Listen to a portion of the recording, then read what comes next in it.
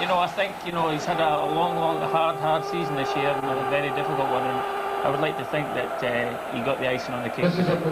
All right, so there you are, the last thoughts of Greg Burnley and Paul Sherritt. We'll hear what they think at half-time. But I think it's time we went outside and had a look around and enjoyed the build-up to this afternoon's Tennent Scottish Cup final. The Heart of Midlothian against Rangers, and you can enjoy it all with our commentary team, Gordon Smith and Rob McLean. Thanks, Dougie. Good afternoon. Celtic Park, bathed in May sunshine, and it really is a superb setting for this 1998 Tennent Scottish Cup final. Pretty much an even split in terms of attendance, and the Hearts supporters you're looking at have come here in great expectation, hoping that 36 years of torment can be ended for them. That's when they last won a major trophy. Let's remind ourselves, Chick broke the news to us earlier on, but let's remind ourselves of how the teams will line up. Firstly, the Hearts 11. A big decision here for Jim Jeffries was whether or not to bring back Jim Hamilton, their top scorer, who's missed the last 3 league games because of suspension. The answer there was no, and Thomas Flogel wears 11. Cameron Salvatore and Ritchie all back after being rested, Gordon.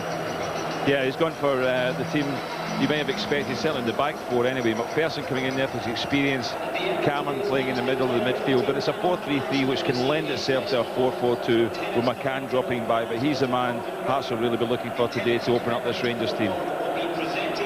That's the 11 Hearts will start with. Let's now look at the Rangers 1 to 11, and notable here by the major absentees. George Alberts and Jonas Terns, big players for Rangers in the last 2 or 3 months. They're missing because of suspension and injury. Alec Cleland is suspended as well, and that's the way Rangers will shape up. Yeah, Stensas getting brought in along with Perini as the 2 wing-backs.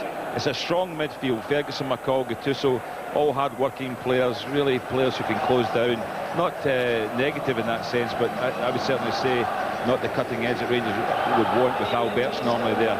Laudrup and Dury playing up front, so I think Rangers will basically be trying to stop Hearts play first and foremost, and then win from there. Laudrup is the player, as I mentioned before, who they would expect to open up Hearts.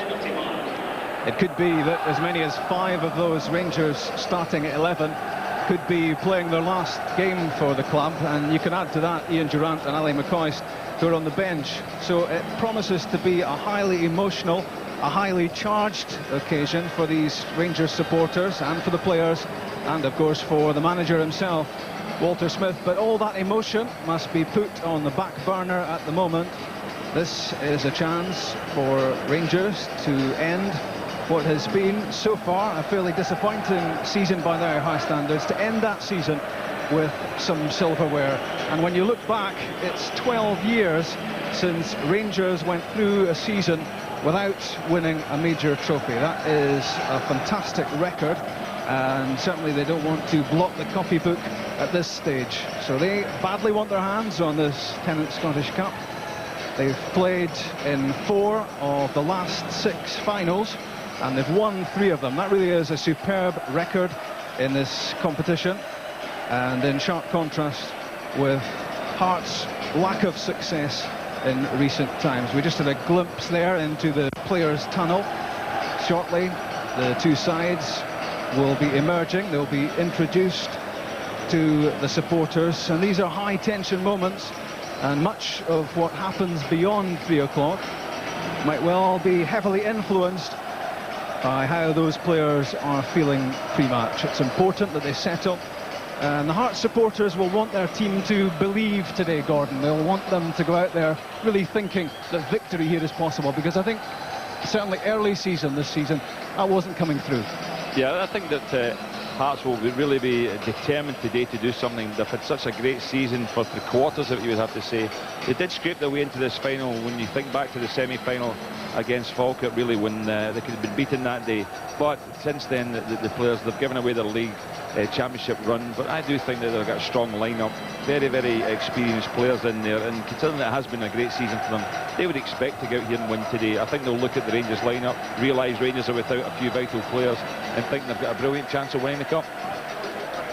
There are then the teams in the tunnel, and taking possession of the match ball is Willie Young, and behind him you can see the mascots, followed by the 2 captains. Richard Gough and the now blonde-haired Steve Fulton, who will captain Hearts. Jim Jeffries ahead of him. Jim Jeffries knows all about heartbreak as a Hearts supporter, because he was at Hampden when Hearts last won a major trophy. He was 11 at the time. That gives you some idea as to how long this wait has been for him and for Hearts. Out come the players, and here comes the Celtic Park welcome for Hearts and Rangers.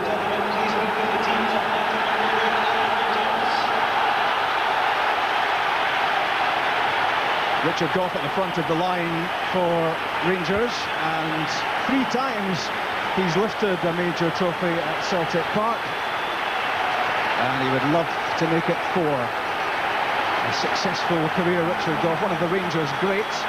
He'll head off on Monday to the Californian sunshine,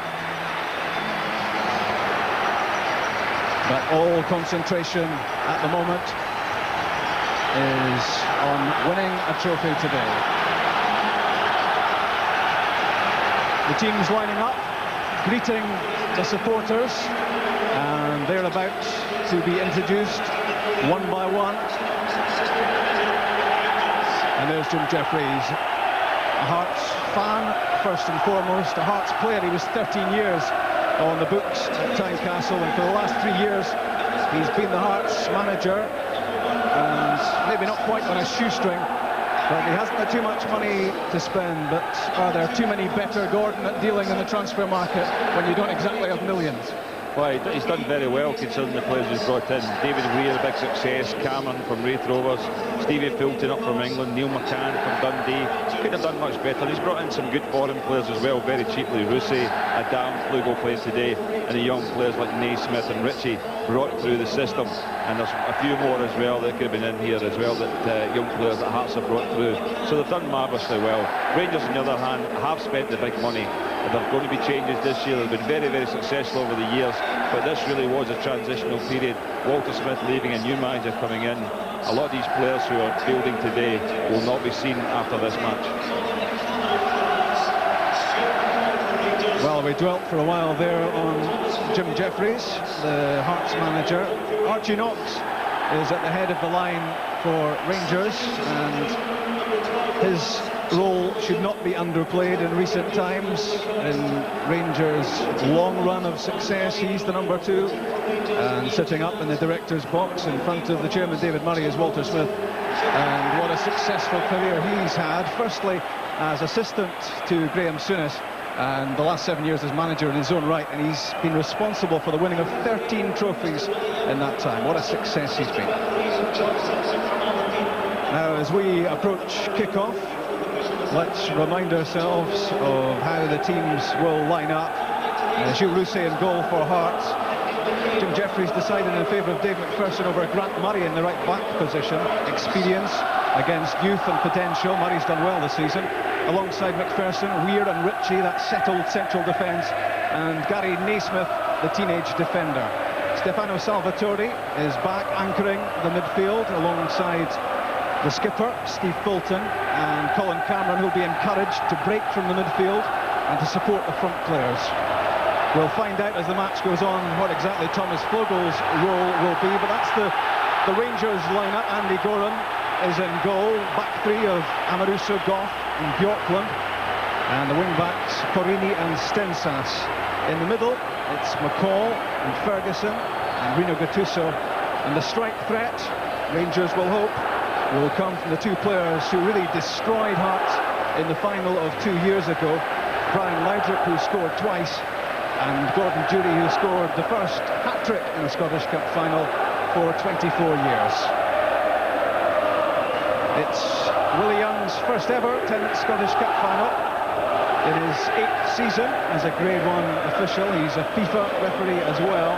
He's a cool customer, and that's going to be important on a day that will be hot in all the senses of the word. Hearts and Rangers, so far this season, have won nothing, and both badly want to put that right. Ali McCoist, to begin with, will have a watching brief, but such is his goal-scoring record that he could well be an ace in the pack for Walter Smith before this match is finished. And of course Ali McCoist scored the goal, the breakthrough goal, in the semi-final victory against Celtic. Brian Laudrup, his last game for Rangers, scheduled to move in the summer to Chelsea, although there has been a fair bit of confusion hanging over that transfer in recent weeks. But Brian Laudrup is as desperate as anyone in the Rangers side to end his career at Ibrox on a high. Yeah, I want to. He's been such a fabulous player. Not only Rangers fans admire him, but supporters all around the country really have to look at Laudrup's time here in Scotland as a special period for us to have a player of his ability. Playing his trade was fantastic. He will want to go out on a high, and if he plays well today, then Rangers' chances of winning this game are doubled, you have to say, because if he doesn't get going for them, then they've got a real problem.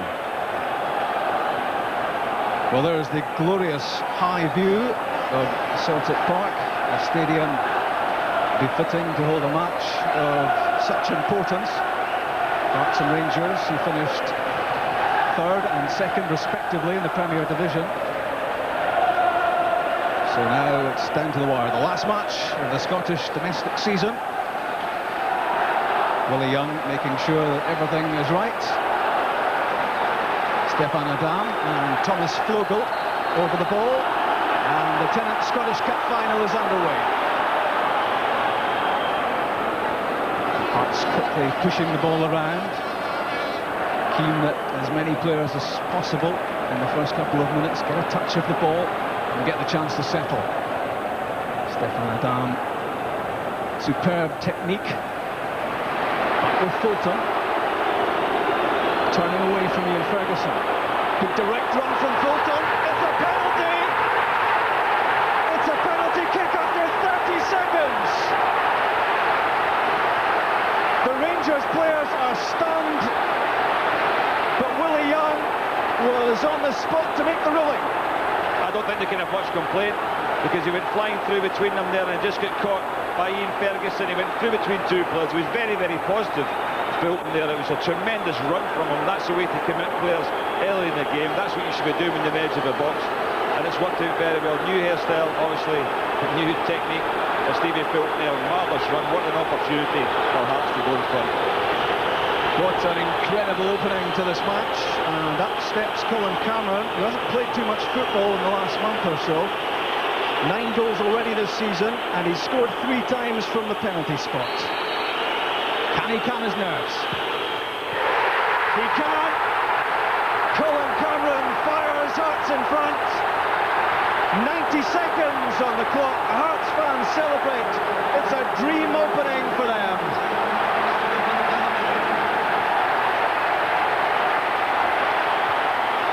A fabulous start. Very, very coolly taken here. Colin Cameron there. Puts Andy Gorham the wrong way, gets a bit of height on it as well, so even if Andy Gorham had gone to ground the right way, probably wouldn't have gotten near it. Great opening for Hearts, terrific start. From Rangers' point of view, it gives you 88 minutes to pull it back. It's not such a bad thing losing a goal at this stage of the match. Long way to go, but what a settler that will be for the Hearts team. It's a start to the match the Hearts supporters could not have dreamed of. And one wonders what impact that will have on the match. The Hearts wanted to settle early, they've certainly done that. And that precious opening goal.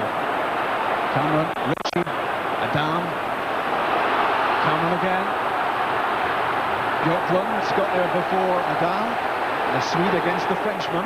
Interesting, Rob. Rangers already switched around with Perini moving into the back 3 alongside Gough and Amoruso, and Bjorklund moving out to the right wing-back position. So Bjorklund is going to go out there and mark, it looks to me, as if he's going to go directly against Neil McCann, try and thwart the pace of McCann. A little bit of a worry for Rangers in that respect, so they've changed it about at the back.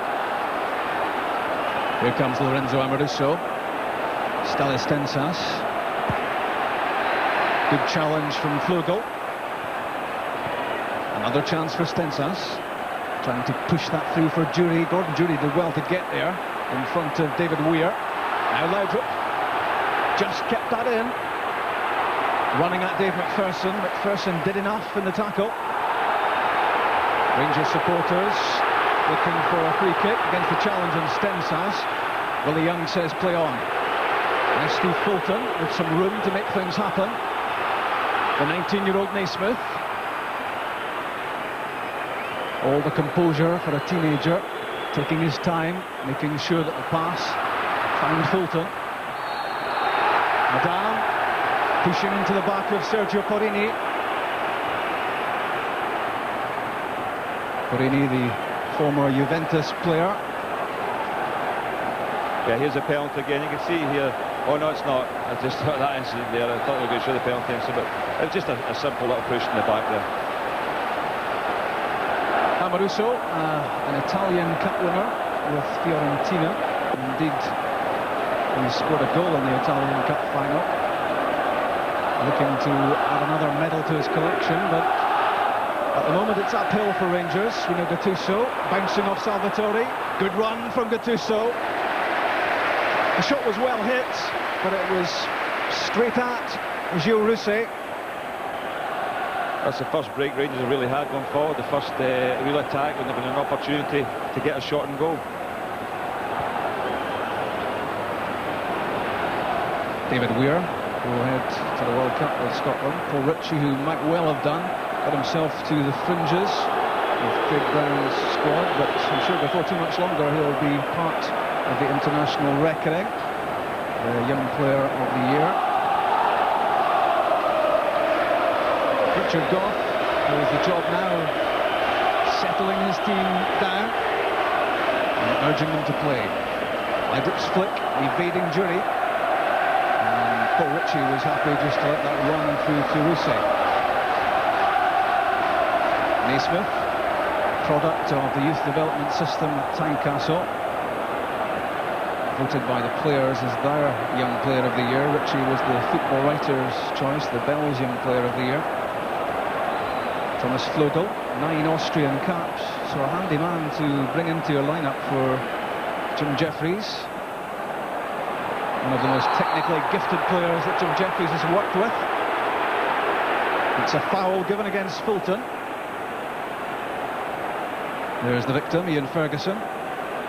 Yeah, it was just foot up there as he tried to flick it away. Stalis Stensas lining up the cross. It took the merest of touches off David Weir, through for Jury. Good turn by Gordon Jury. What a good challenge that was by Gary Naismith.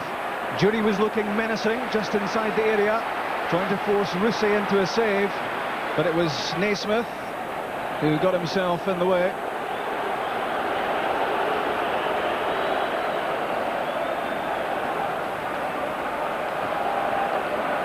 Stefano Salvatore missed out on a couple of games. He's back, he's fresh. Kept in just by Bjorklund.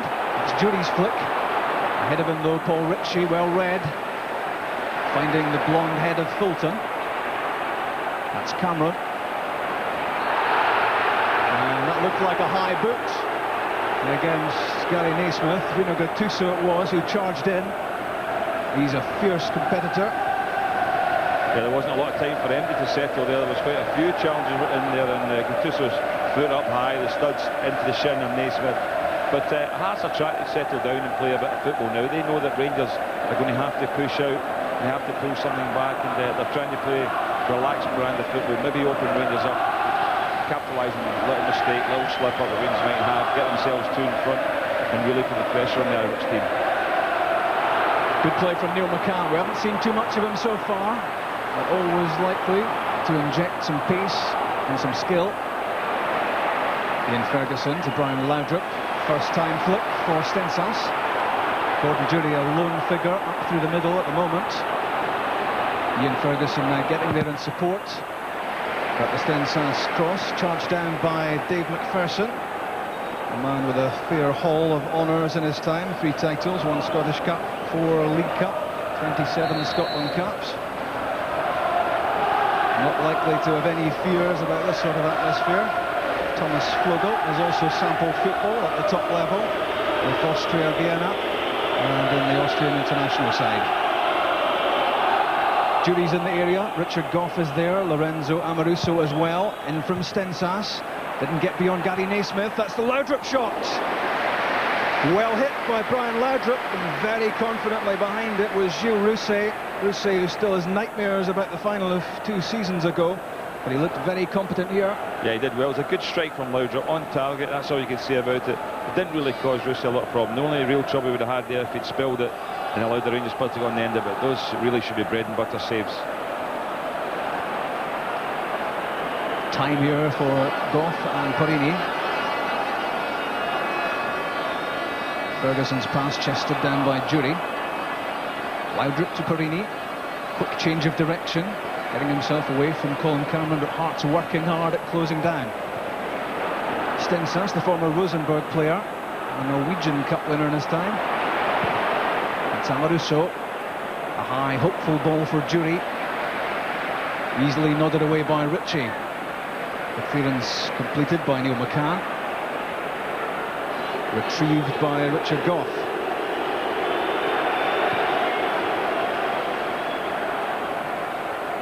Approaching 10 minutes of the match gone. And the Hearts have the edge. It's a fine ball, picking at the head of Stensas. First time for Gattuso. Italian against Italian. Salvatore claiming a free kick, and he gets it against Gattuso. Bruno Gattuso indulging in a spot of back chat with Willie Young. He'll want to watch that because 12 yellow cards and 1 red have already come his way this season.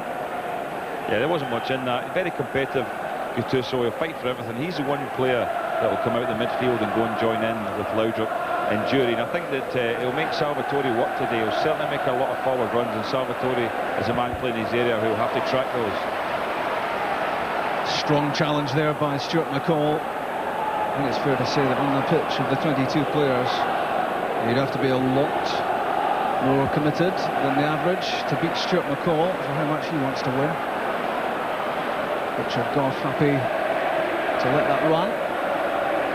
Back with Andy Gorham, the only player in the Rangers team who's featured in the entire Tennent Scottish Cup campaign. This is 7th Scottish Cup tie of the season. Good touch from Bjorklund, left by Jury, hoping Brian Laudrup was in behind him. It was read by Weir. And now Fulton. He has been given no time and no room by Gattuso. I think a free kick given against Gattuso. A bit over-eager to get at the ball.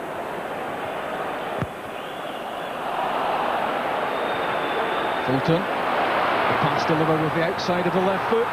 Neil McCann got the ball beyond Porrini and almost ended up shoulder high there in a fairly spectacular challenge. There's an interesting one. You got a little bit of a piggyback here. Again, I think Porini's tried to get up and get after the ball. I don't think there's anything in that at all. Neil McCann has obviously been obstructed by that, but I don't think Porrini is seeking to gain an advantage there. Here's Porrini again. Popular player with the Rangers supporters. Gordon Jury trying to play a 1-2 with Stuart McCall, and Jury was checked out. Free kick. Jury 10 goals this season, but he's only started 22 matches. And he will feature in Craig Brown's starting lineup in France, fitness permitting. Salvatore and Fulton, Adam and Flogel in the wall. Colin Cameron as well. Stuart McCall is over the ball. Behind him, it's Lorenzo Amaruso, winding up for the strike. And I think from his point of view, the least said about that, the better. Yeah, that's a bit of an embarrassing one. One of those ones you try to get your foot round the ball and you don't at all. So you're actually almost slicing it there and nowhere near the goal. A bad effort there from Amaruso. Rangers are trying to work their way back in the match. They say they've been competitive in the midfield. They're trying to stop Hearts playing in their Hearts have that 1-goal lead, and it could be crucial at the end, as we know. But they haven't really managed to get their midfield going at all, and that's mainly because Rangers are very, very tight in that particular department. Steve Fulton going for the bouncing ball. Gordon Jury did as well. Fulton still grounded. Brian Laudrup, Stensas outside him. Lovely touch from Laudrup to get away from Flogel. In the way with Salvatore. Here comes Stensas on the right foot. Good effort. Hooked his right foot round the ball. Tried desperately to keep it down.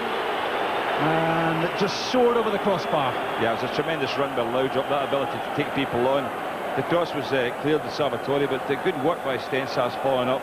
Just really flashed at the ball with his right foot, not his better foot, that has to be said, but you know, fired it over under pressure, you have to say too, mind you. It wasn't an easy one to get down, but Rangers have had most of the play since Hearts scored it, and you know, Hearts have created very little or offered very little threat.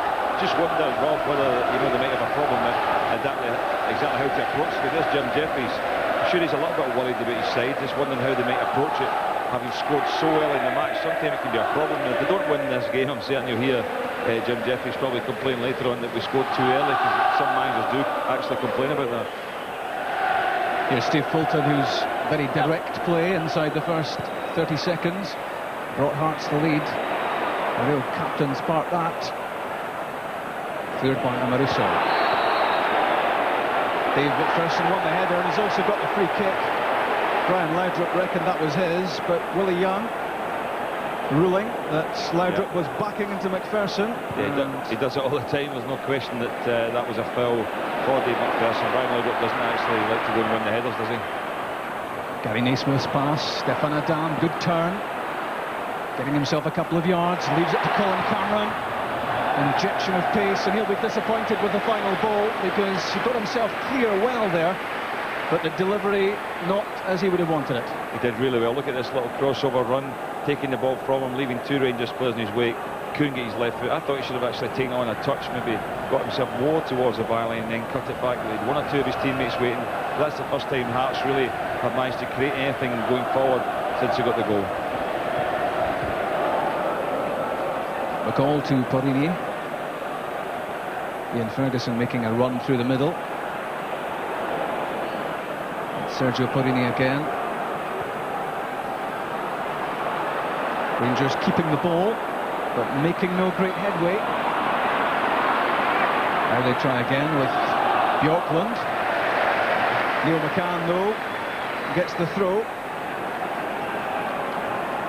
Good play against Bjorklund from McCann, who does his fair share of defensive duties.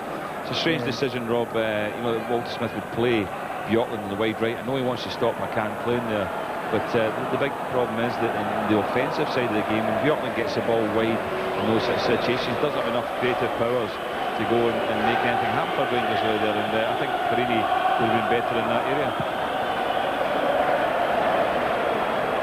Gary Naismith didn't manage to keep that ball in, fired it down the touchline, but it just sliced off the outside of his left foot, and out for the throw.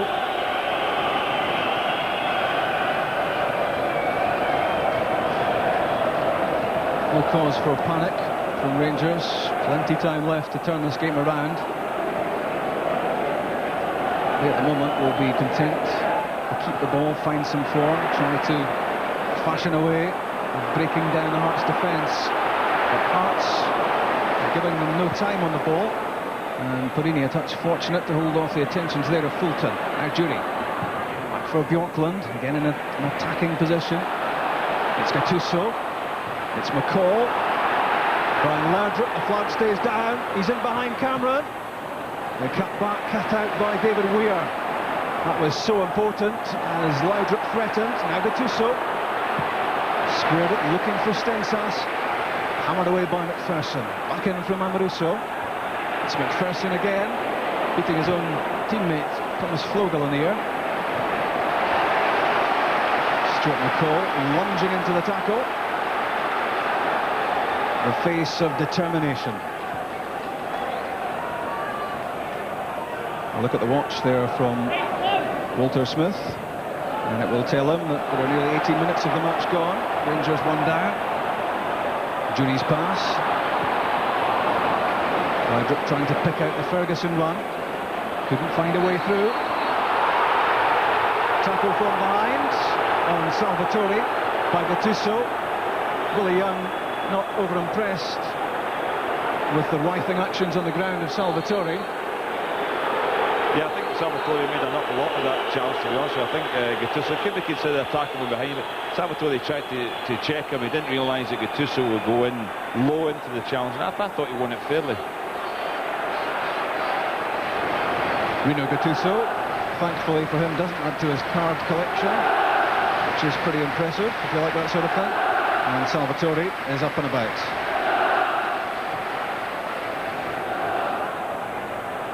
Thomas Flogel won the flick. It was well played by Richard Gough, and he was fouled by Stefan Adam. Adam looking the face of innocence, but he caught Richard Gough there in a fairly private part of the anatomy, I think. Yes, sore one. That's all we can say about both our eyes are watering up here in the gantry, but you can realise that it won't keep him out of the match for sure, but certainly a sore one to take at the time. Stefan Adam, I thought, he probably didn't see Richard Gough coming till late, but there's no doubt about it. He'd already made his mind up to get his foot up for the ball, and I think Richard Gough just got the worst of it. I don't think it was intentional. Stefan Adam, not renowned as a dirty player, certainly a very effective player he's been for Hearts since moving here from French football. Already this season he scored 11 goals, and that includes 2 in the semi-final victory against Falkirk. Richard Gough, after that challenge, destined to make your eyes water, is okay. David Weir's headed clearance. Thomas Flogel couldn't keep control of the ball. Now McCall. The pass finding Gattuso. Laudrup. Willie Young playing advantage. Here's Bjorklund. Time to measure the cross. Didn't get beyond Ritchie.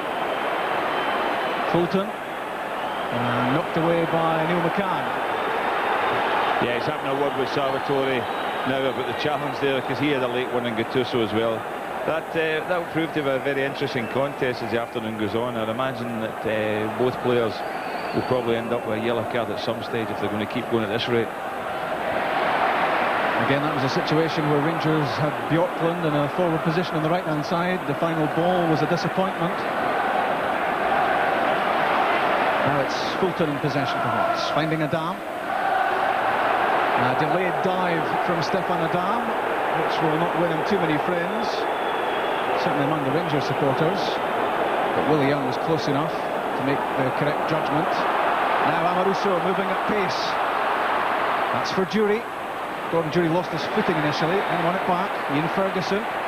That's through looking for Gattuso. And again, more theatricals at the edge of the area, this time from Rino Gattuso. And again, Willie Young says, get up and get on with it. Yeah, Gattuso was trying to take an advantage here. He was his Dave McPherson does just block his run, and you know, a lot of the times the defenders do that and get away with it. But Gattuso, typical continental style, they always try and make more of it to prove that they've been fouled, and he threw himself down. But you know, the referee was having none of it to his credit.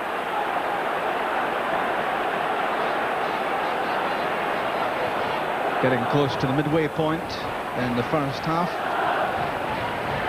and Hearts and Jim Jeffries and Billy Brown still with that precious lead, delivered so early. Colin Cameron's penalty kick, which left Andy Gorham as a spectator. Jim Jeffries delivering some instructions.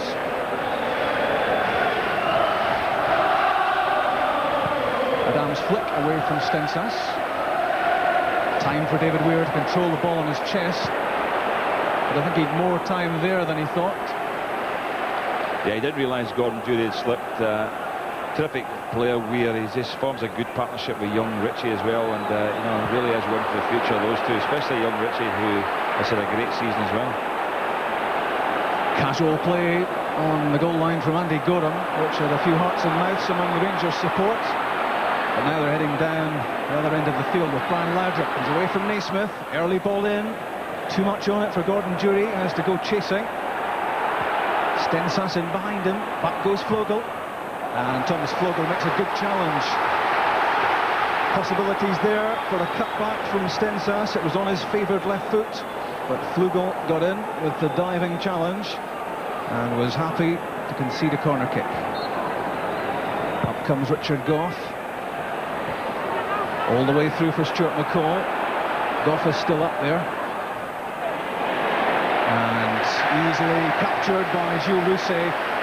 No Rangers challenge on him. So he was always very confident and assured that that ball would be his. Well, he's a man who wants to make up for his personal nightmare 2 years ago, Rob, when against Rangers the last time, and in those sort of scenarios with the ball high in the air, he's got to come off his line. I mean, nobody has this advantage that he's got, the height he is, being able to use his hands as well.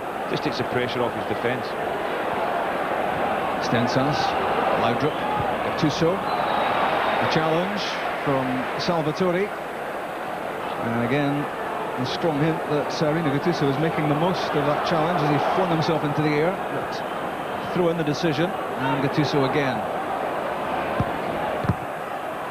It's a good challenge by Flodel, working very hard. Down grounded, looking for a free kick, doesn't get it, looks exasperated, but play on. And Ferguson wafting it forward for Bjorklund, did well to get there before Naismith, but covering in behind Naismith quite superbly, Leo McCann. That was a potentially difficult situation for Hearts, but they got their way out of it with a fair bit of style. Down was fouling Amoruso. Free kick taken quickly by Ferguson. Farini through for Jury, away from Ritchie. Trying to get outside, Gary Naismith. Gilles Rousset was able to survey that Gordon Jury shot with no great trouble. No, he's almost playing a lone role. Look at Jury, he's against 4 defenders there. There's nothing on for him other than to take people on himself and have a shot. Not a lot of support. Rangers have to get more players up to support the front men if they're going to do anything here. Gattuso's making an awful lot of runs, and in the heat that'll be energy sapping to try and support Laudrup and Jury, so other people have to take it in turn. You need to get more from the full-backs as well. Phil Stensas and Bjorklund, they're getting on the ball a lot, but nothing much coming from it so far. Left by Gattuso for McCall.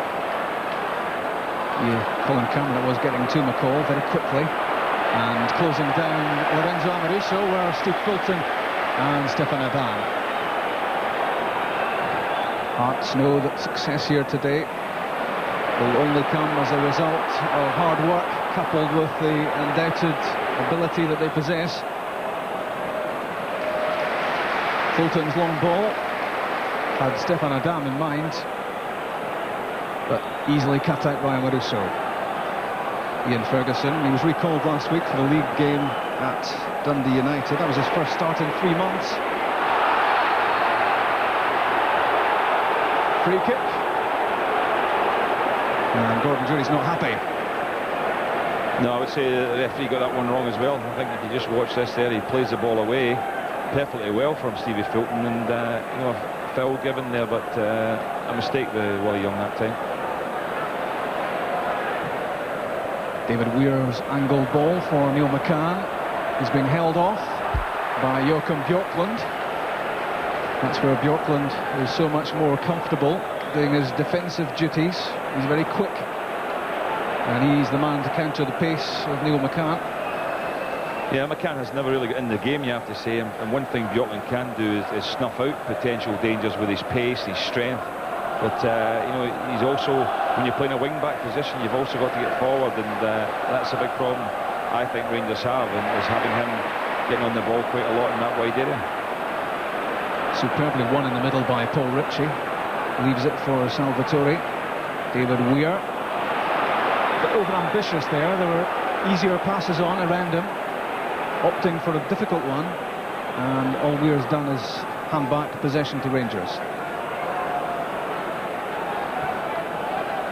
Amoruso's pass overhit by some considerable way, trying to justify his actions there to Ståle Stensas, but the Norwegian never looked to have much chance of catching that. And the same could be said of Thomas Flodel, who tried to prevent that crossing the touchline.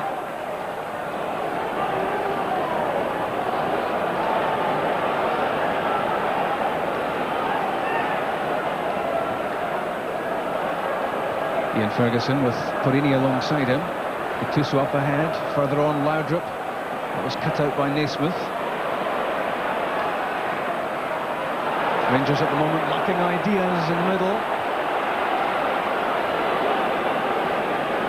A lack of invention about their play. And Hearts looking solid. McPherson winning the header against Jury. That was a good challenge by Colin Cameron. And the minute he'd won the ball, he was racing downfield, looking to link up in an attack. And he was brought down by Ian Ferguson as he headed for the halfway line. He wasn't really going anywhere, Colin Cameron. It was definitely a foul. Felt that Ian Ferguson should just really have shadowed him over to the touchline there and you know, taken the pressure out of it. But it was a free kick.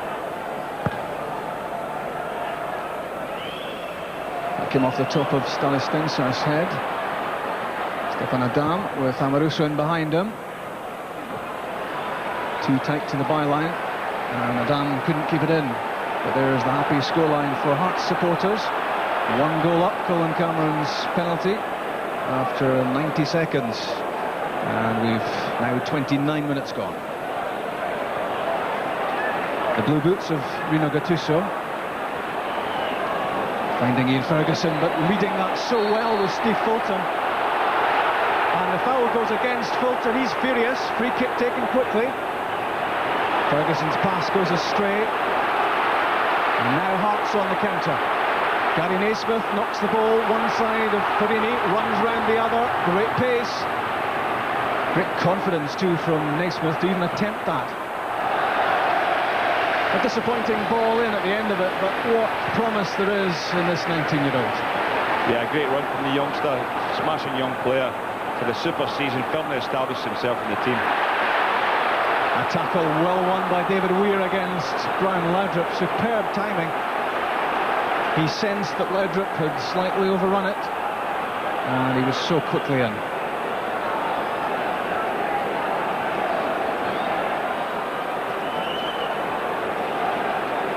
Richard Gough so keen to end his Rangers days on a high, and that goes for so many involved, for the Ibrox team this afternoon and for the manager.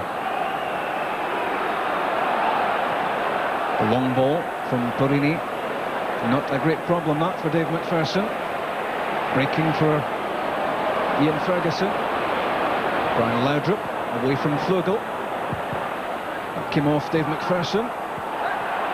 Still in. That was Stensas. Nicely flighted. Well dealt with though by the Hearts defence. Rangers unable to put on the sort of pressure they would like. And Hearts able to protect their lead.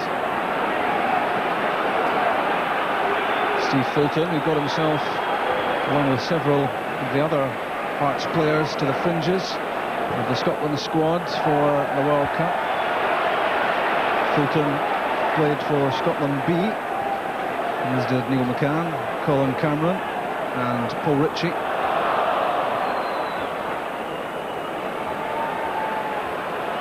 They don't look fully relaxed at times, Hearts. I mean, they've got the 1-goal lead. They really should be playing sort of flowing football, knocking it about, making Rangers work, but they're giving the ball away at times when the simple passes on.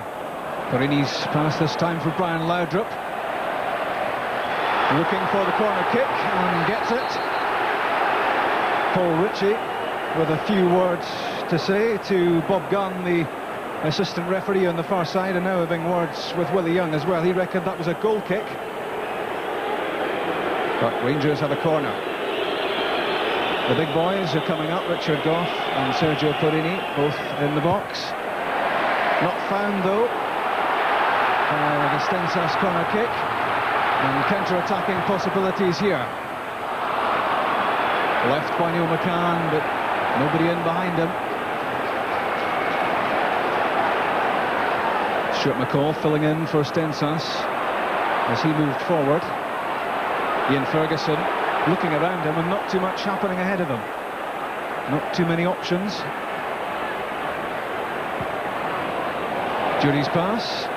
A long run, a long bursting run for Stuart McCall, and at the end of it, he couldn't catch the Jury pass. Ian Ferguson looked up there, picked up the ball and looked over to the right-hand side, and there wasn't a player in sight for him to make a pass to, and eventually to keep it on the left. And Rangers, I mean, it might be hot out there, but they certainly don't seem to be working hard enough at times in order to try and create things. when they're going forward. From the same point of view as I mentioned, Hearts giving the ball away. If they just kept possession today and made Rangers work, I think there were a lot of openings for them, but they're trying at times difficult passes, when if they just kept possession, made it simple, then I think they could keep the ball off Rangers. Cleared by David Weir. Stens has won the header against Flugel. That's Amoruso, powerful header. It's head tennis over the halfway line at the moment. The ball getting a hefty bruising, and finally it hits the ground with Stuart McCall. And again looking around him, hoping for available teammates. It was Parini. And now back with Stuart McCall again. Brian Laudrup, overrun. Salvatore's clearance came off Laudrup. It was well played. The deftest of back heels from Laudrup. Burst of speed took him away from Colin Cameron, who's still on the ground. Gattuso to Jury. Ian Ferguson lining up for the shot. Off target. Better play though from Rangers, better build-up. Couldn't even consider, a half chance, that sort of shot. If the run had come from a bit closer to Jury, he might have got beyond the Hearts defence, but he was having to come from very, very deep to go and support that. Terrific run by Laudrup as well. Lovely little touch from him to go past Cameron, and Colin Cameron injured himself trying to make that challenge on Brian Laudrup there as he went past him. But Hearts they're more or less keeping a sort of 5 across the midfield as well. I thought today they would be looking at a 4-3-3 from them, but Stefan Adam is playing his own up front. Flugel is playing on the right-hand side to try and stop Sensas, and Neil McCann is very, very deep on the left to make it a 5 in midfield. They do obviously think the Rangers are strong in that area, and they have put extra men in there to try and take it up, but consequently they're not as free-flowing going forward, and they're not creating the sort of opportunities that Hearts normally do. Rangers have a free kick. Colin Cameron is up and about, having taken a knock a couple of moments ago. There were some worried looks on the Hearts bench because Cameron has had pelvic problems all season, and they flared up late on, and he's been rested of late, and he a key player. The scorer of the only goal so far. Amoruso! Great effort from Lorenzo Amoruso, hammed away by Gilles Rousset. An audacious attempt from the Italian. He was so far out. Fabulous strike. His first one free kick he had was an embarrassment to himself, but that one almost embarrassed Rousset. You've got to say, shooting from about at least 40 yards, I would say. Fabulous pace on the ball, and a good save by Rousset in the end. As you saw, it was swerving inside the post. Ian Ferguson this time with an attempt at goal. Rangers looking a bit livelier. Walter Smith has come down from the director's box, and just a hint that Ali McCoist might be involved before too much longer. The corner kick struck by Stensas. In came Parini. And away comes Dave McPherson, sliding into the tackle. He's had 2 spells with Hearts and 2 spells with Rangers, Dave McPherson. A football career which has taken him back and forth along the M8 on quite a lot of occasions. Here's McCall, lofting that one over the head of Cameron for Laudrup. That was aimed at Stensas. Cameron was in the way. Flugel, Salvatore got there just in time. Left by Adam for Cameron. Good play from Cameron away from McCall. Now Adam having a look at the penalty box to see what's available. Infield from Salvatore to Fulton. Lots of room here for Gary Naismith. Chance to have a run at Bjorklund. Threaded through for Neil McCann. And Neil McCann was very quickly up there. Honest play from McCann, because he knew that wasn't a penalty kick. And suggestions among the Rangers supporters that McCann had taken a dive. But he got himself back on his feet very quickly there, sending out the message that that was no penalty. Fulton against Ian Ferguson. It's for Stefan Adam. Richard Gough at a couple of yards start. Naismith's return pass for Fulton would have been okay had the Hearts skipper not slipped. Now it's Gattuso. And McCall. So disappointed not to be in Scotland's World Cup squad. Stuart McCall. Adam opening play out nicely. Spotting Colin Cameron in some room. But Cameron overrun it. Amoruso too casual.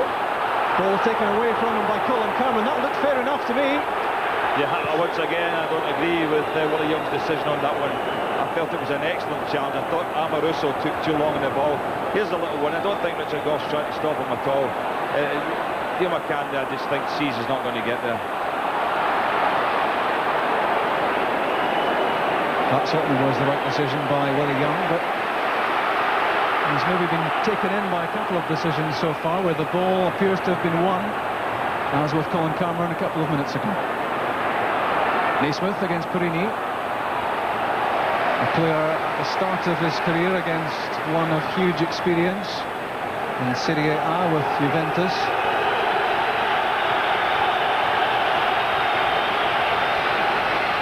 The wall of sound coming from the Hearts supporters as they'll try to spark their team into more action. Salvatore lucky to get a second attempt, but the pass was a loose one, didn't find Dave McPherson. It did find Stale Stensas. Now Gordon Jury picking up the ball in a deep position.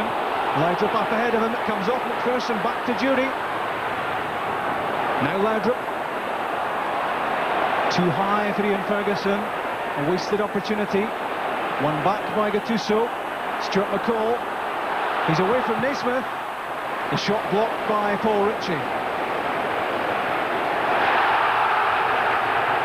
Neil McCann looking for a free kick for the challenge from Joachim Björklund. He showed his fury that the free kick wasn't given, and his protest leads to a yellow card. Yeah, I think that it's one or two incidents like that where he's been accused of down, but this time I think he plays it on there. He goes round Björklund. I don't think Björklund's making any attempt to stop him, and Neil McCann realises he's not going to get on the end of the ball and throws himself down. That's disappointing from a player of his talent, a player who really should be lighting up a cup final like this, to receive a yellow card for something so simple. Inside the last 4 minutes of the first 45, lofted in by Perini, and yet again the sort of delivery and the lack of challenge which meant no sweat for Gilles Rousset. He just plucked that one out of the air, as you'd expect him to do at 6'5". Now Adam took a touch off Perini, away from Gough. Stensas finding Gattuso. Still Stensas rushed into that when he had much more time. Cameron. Flogo brushed aside by Amoruso. Here's the Italian again. McCall to Ferguson. That's for Jury. Paul Ritchie's at his back.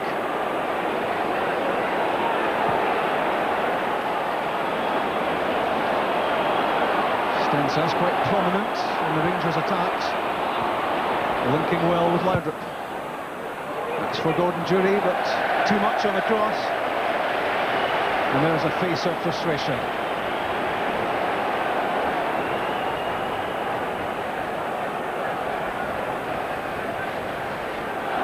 Not the quality of ball in that we expect from Laudrup. No, he's looked reasonably upright there today, Brian Laudrup, you have to say. He's been committed, he's worked hard, he's made a lot of runs into wide positions, and he's delivered balls in the box. The unfortunate thing that Rangers have is that because of the system they've lined up, they've only got Jury up front, so if Jury doesn't go on the end of a cross, virtually no one else will, because they have to make runs from midfield to go and join him. So if you're going to play as many people on the back, you have to sacrifice something, and it's certainly the attacking side of the game that Rangers have done that today. Free kick against Paul Ritchie for the foul on Gordon Jury. The pair together again at the edge of the area. Gattuso there for Rangers. Richard Gough. In comes Lorenzo Amoruso, lofted in by Ian Ferguson. That's Richard Gough. He was climbing to reach the header, climbing on the back of David Weir.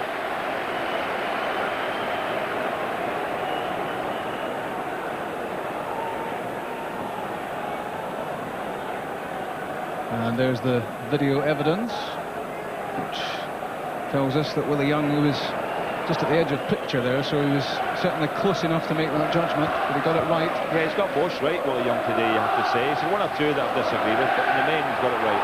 Stefan Adam is away from Amoruso, but the whistle has gone for a foul on Amoruso, and Jim Jeffries, well, not too impressed with that decision. I didn't think the Jim would like that, but I think he just caught his heel. The only thing is that whether you consider that deliberate or accidental, and I think it's accidental.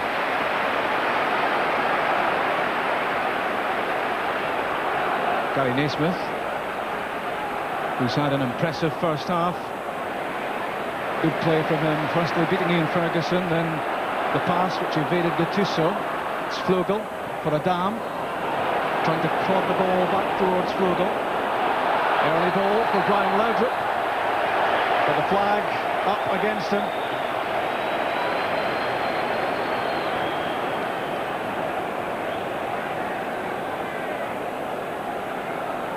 Very, very tight, I think. I think probably just a step on it as he receives that ball. And I think it's a right decision. The flag was up very early, I have to say, so Leisman was in a terrific position to see that. The 45 minutes are up, so we're into stoppage time now at the end of the first half. Maybe a minute and a half to 2 minutes of time, which Willie Young will add on. And Hearts will want to keep things tight at this stage. They'll want to protect the lead that they have. Gordon Jury will have other ideas. Back with him going Neil McCann, all the way to the corner flag. Gordon Jury trying to play the ball off McCann for a corner kick, no joy. Given away by Fulton to Ferguson. Gattuso has it. Gordon Jury was trying to get himself back onside. In from Perini, chance for Laudrup, and again Laudrup! So close from Brian Laudrup.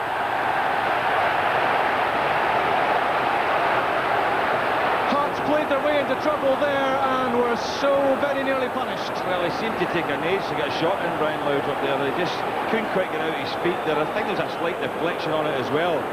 And the ball came back, Gattuso's shot deflected for the corner kick, but a real chance for Rangers to get an equaliser.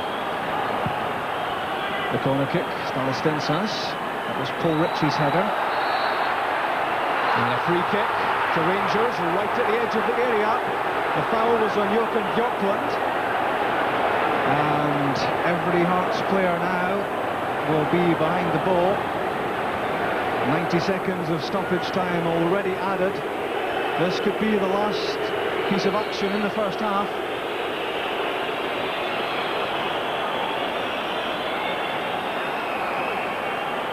Amoruso over the ball, and that's a menacing figure as far as Hearts are concerned. He's already rattled in a 40-yarder.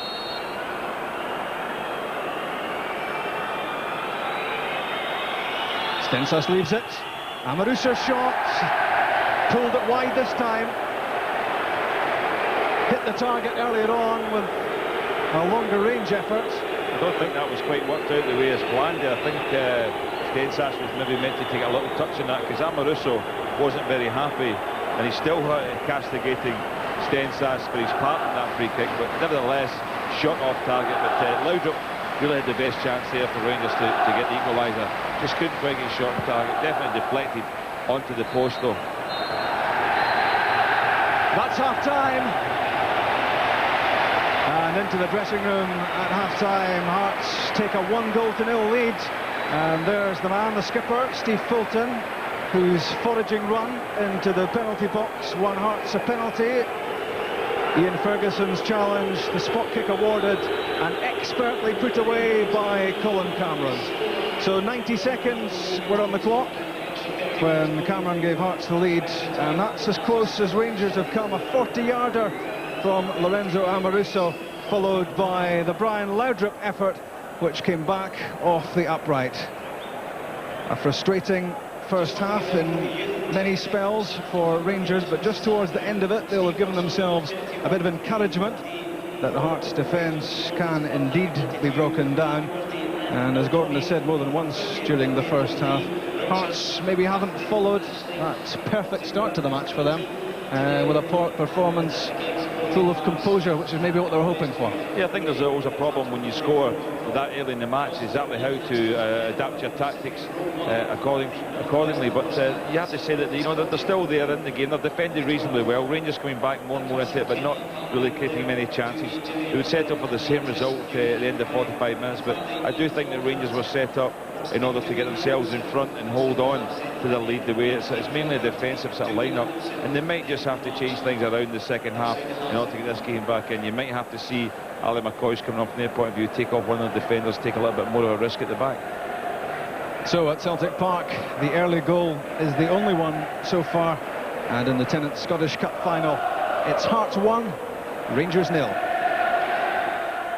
Yes, a match played in the sunshine, but really a rather disappointing first half. I mean, not a lot of cohesive football being played, Paul, was there?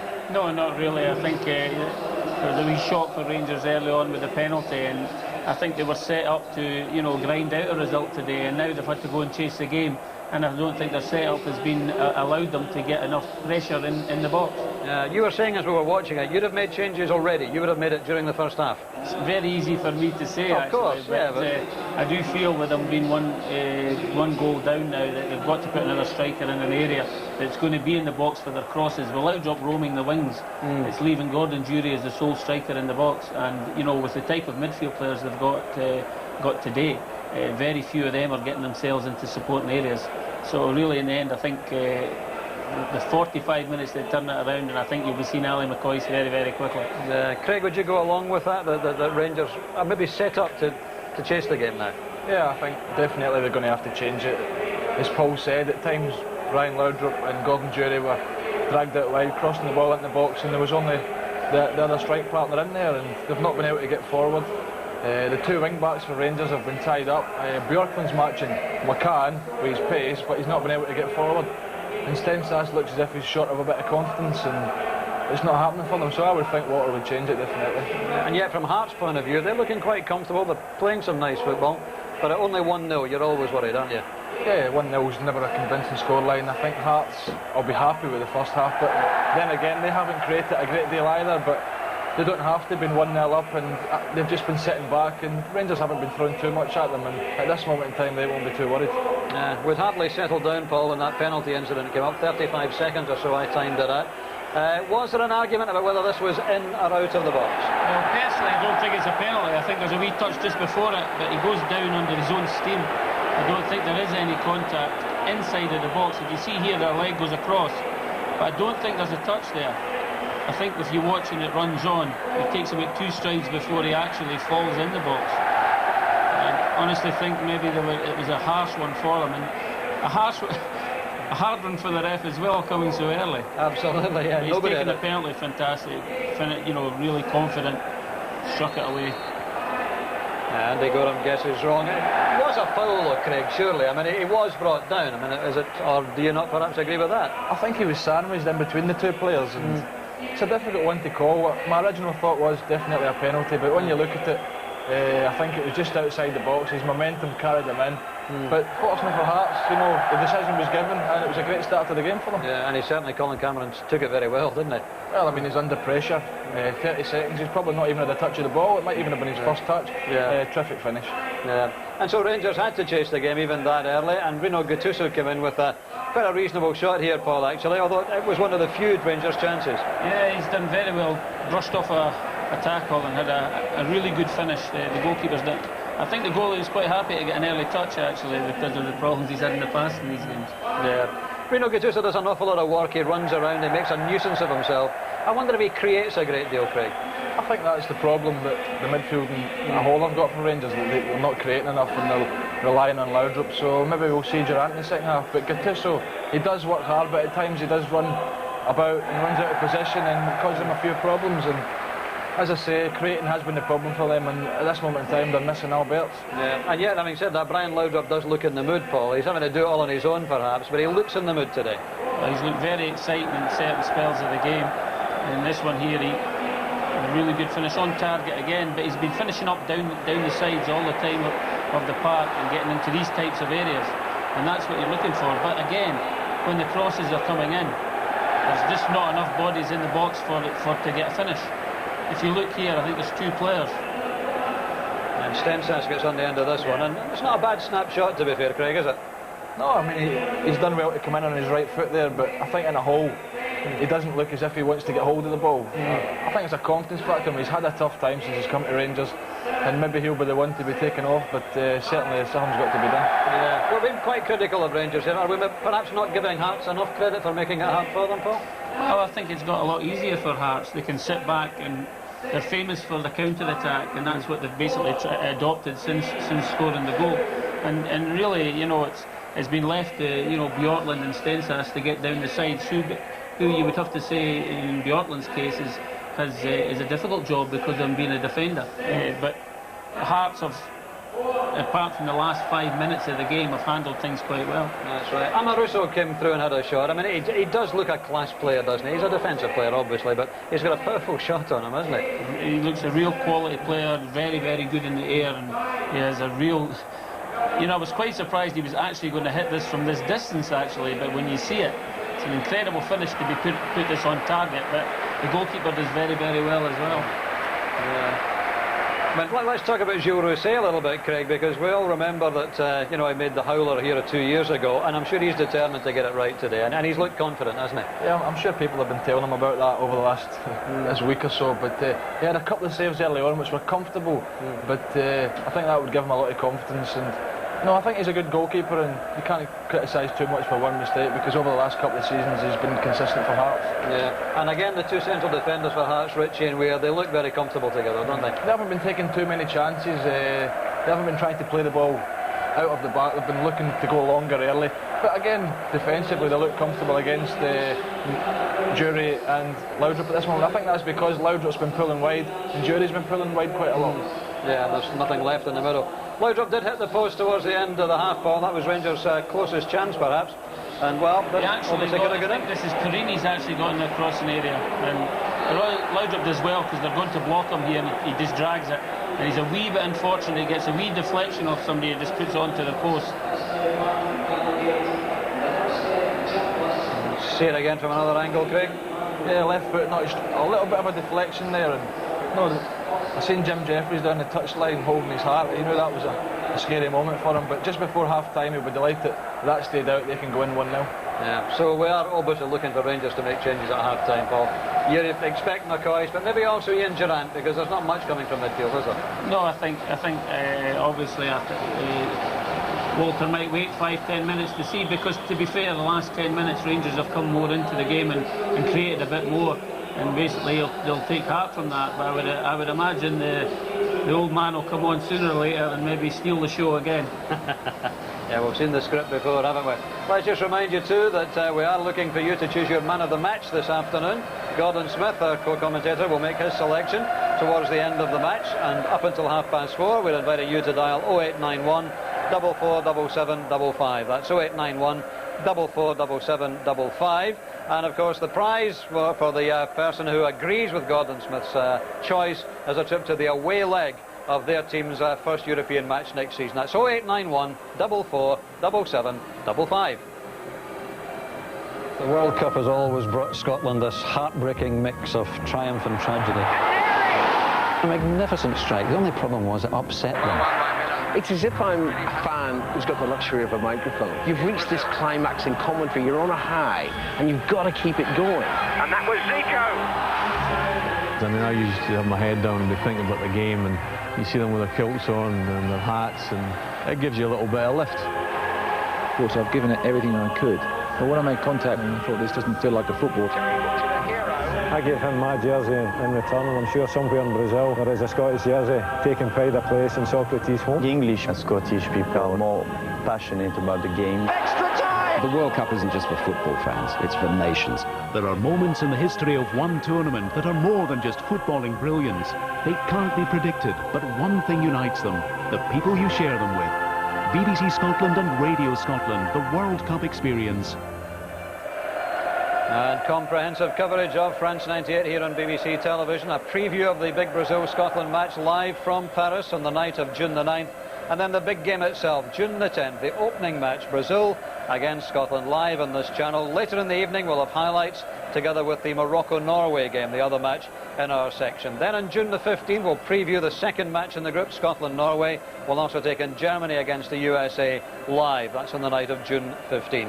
June 16, it's Scotland's second match against the Norwegians. Clearly it's going to be crucial no matter the outcome of the Brazil game. Highlights of that game and Brazil-Morocco. And then June 22nd, live coverage from Saint-Etienne of the preview programme, Scotland-Morocco. The game itself the night after, the 23rd of June. Highlights of Brazil-Norway. After that, of course, we'll know Scotland's fate. All being well, we'll be staying on in France for a little bit longer. In fact, today's not a bad old rehearsal for France in the summertime. Wonderful, almost tropical conditions here at Celtic Park. Everything's set for a great game. Are you a little bit disappointed, Craig, with what we've seen so far? I wouldn't say too much, because cup finals are always a nervy occasion. We said before we'd like to see goals, and at this moment in time, unless it changes, you can't really see where another goal's coming from. But as I say, Hearts won't be bothered about that. As long as it's 1-0 at the end of the game, they'll be delighted. And yeah, I'm sure they must feel that if they can go out and get a good start to the second and get a second goal, that could be the killer, couldn't it? Yeah, I think if they get a second goal, I honestly can't see a way back for Rangers unless they improve tremendously in the second half.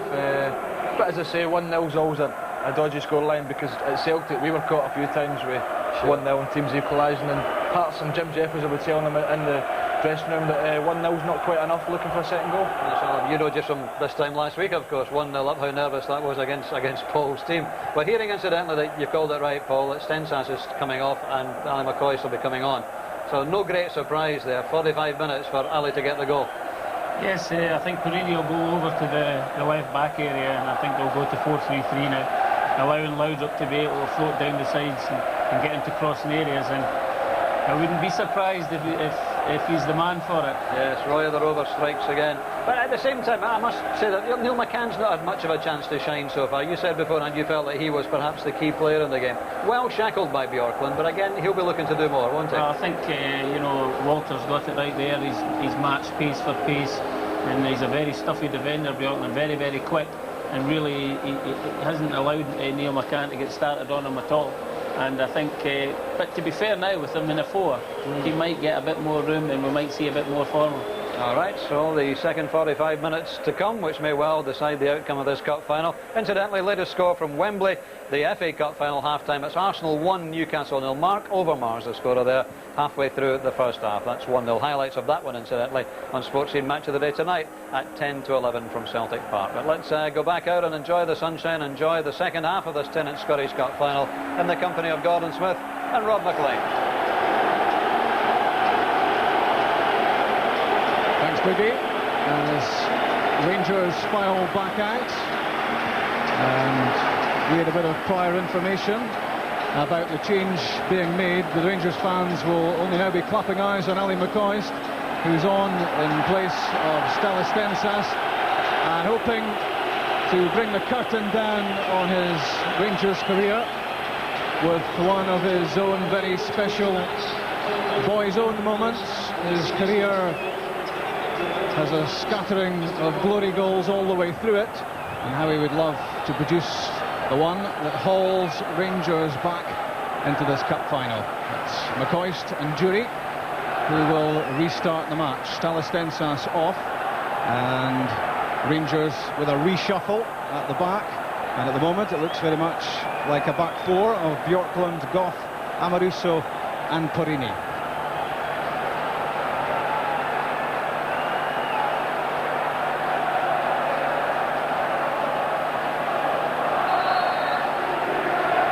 Second half underway. Hearts still have that lead, which they've had from 90 seconds in. First touch for Ali McCoist, finding Rino Gattuso. Useful first touch, headed away by Gary Naismith.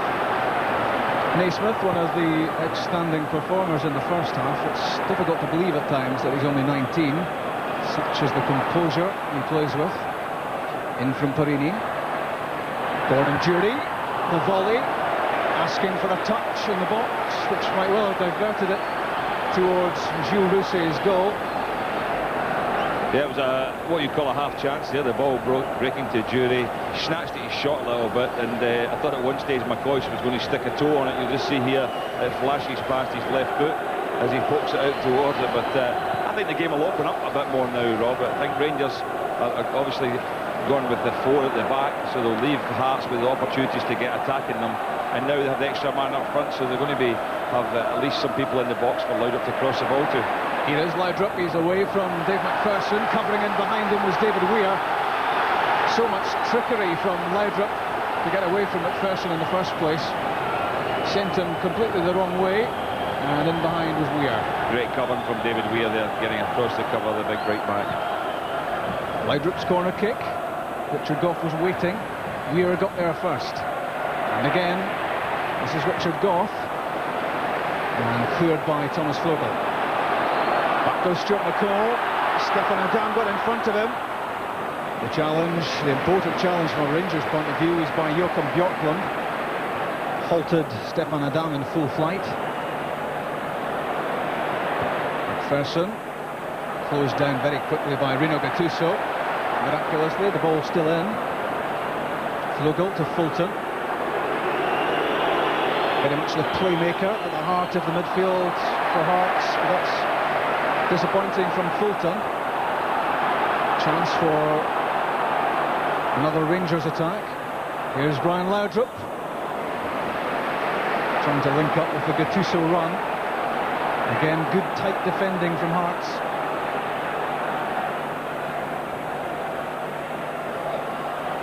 The touch there was off Vogel. Stuart McCall with the ball in his hands.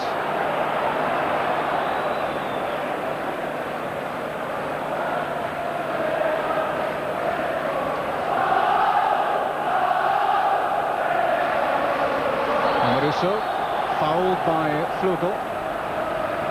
Not shy about pushing forward, Lorenzo Amoruso. No, he comes and joins in the play. He's a good player on the ball. He's a good ability. He can come into midfield and be very comfortable on it. Very much the way Weir and Ritchie do. For Hearts, you have to say. But already Rangers are getting on the ball at the back. They've got one less defender than they had in the first half, but they're offering more of a threat up front. Gordon Jury looking for a foul for that Naismith challenge, not given. Steve Fulton is grounded. Play on again. Amoruso.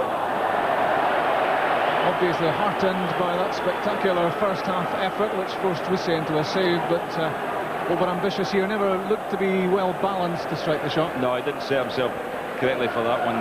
He does want to be a bit ambitious at times, but with the sort of shot he's got, he's already shown us in the first half that he's capable of driving a ball from that sort of distance and causing problems to the opposition goalkeeper. Won by Bjorklund against McCann. That was Naismith. Knocked back in by Amoruso. Was Paul Ritchie climbing? There looked a hint of it there. He got above Gordon Jury. No free kick. Terrific skill from Brian Laudrup. Richard Gough threading the pass through for McCoist, holding it up for Gattuso. Rino Gattuso getting the break of the ball. And Ali McCoist getting a second chance. And it took a touch off Paul Ritchie on its way through to Gilles Rousset. Two chances in the matter of a few seconds for McCoist. Well, it was a bit bizarre there. Gattuso getting the break. Fine and terrible touch from Ali McCoist.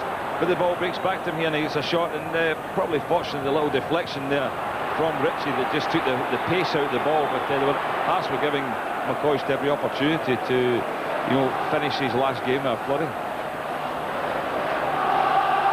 Here's Gattuso. Overrun it. Cleared by Cameron, who didn't like Gattuso's follow-through challenge.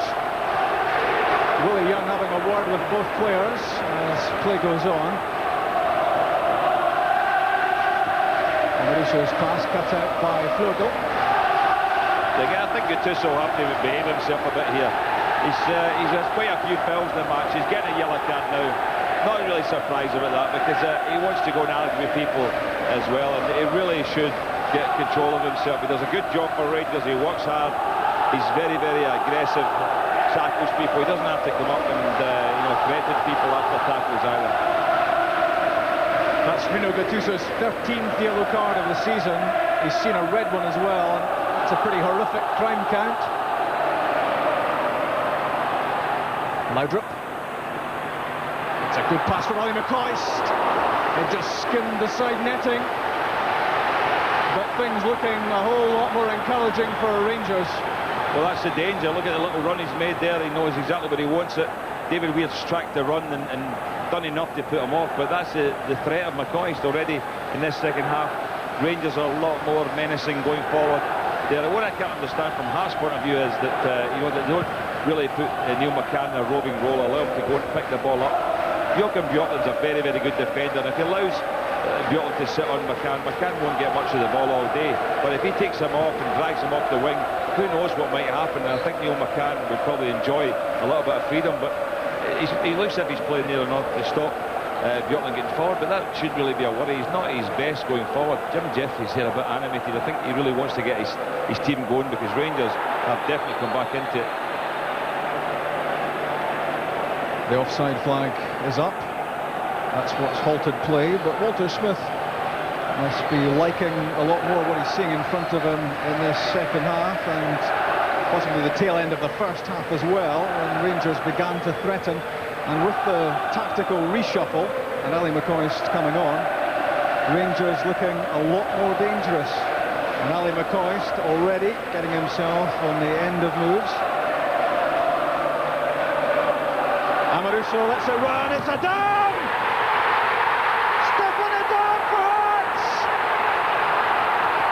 It's a blunder by Amoruso, and Adam makes Rangers pay 7 minutes into the second half, and that's 2-0.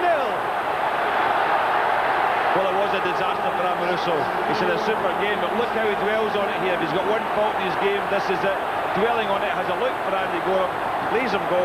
Adam fires in a good shot. Andy Gorham doesn't do enough to pat it away. Probably would have done better there. I think normally the save that Gorham makes, but it really was hit with a lot of pace. It was dipping underneath Gorham, and it's in the back of the net. Look at Jim Jeffries. He knows that is a vital strike. Rangers back in the game, and now Hearts have gone 2-0 up. It's going to be a long way back for Rangers here today. Things looking brilliant for Hearts at the moment. Lofted in by Stuart McCall, but high, wide, not very handsome. And there's Stefan Adam. That was his 12th goal in a Hearts jersey. He scored twice against Falkirk in the semi-final.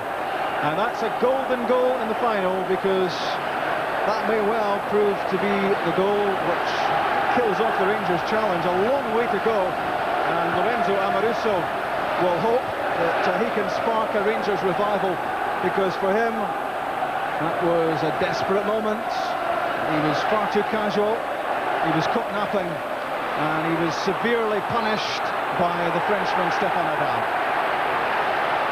Yeah, it's a disaster for Rangers, because he's given his team a mountain to climb. When they were getting back in the game, confidence high, they find themselves 2-0 down, and it's a hard work. The Hearts are defending well anyway, so there's a booking now for Gordon Durie, late challenge on Neil McCann. But it was hard work anyway against this Hearts defence, but now Rangers are going to have to get 2 goals just to get themselves back on level terms, and that is going to be a tall order against a Hearts team. They're very, very confident.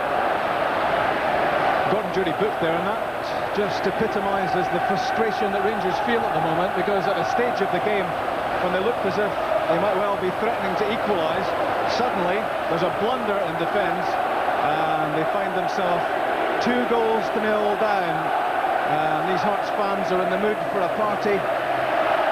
Well, we spoke about Celtic fans waiting a long time for their success last Saturday. These Hearts fans have waited even longer. Not since 1956 when Hearts won the Scottish Cup. In from Steve Fulton. The header well won by Thomas Flogo. He got himself above Sergio Parini, and the header was on target. Yeah, also bad defending. Look at that.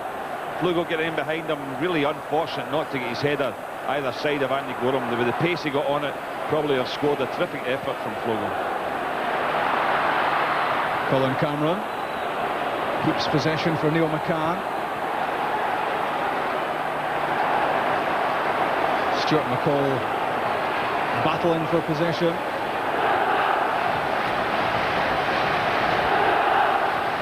What sort of response can Rangers find? Ibrox pass aimed at Perini, cut out by Flogel.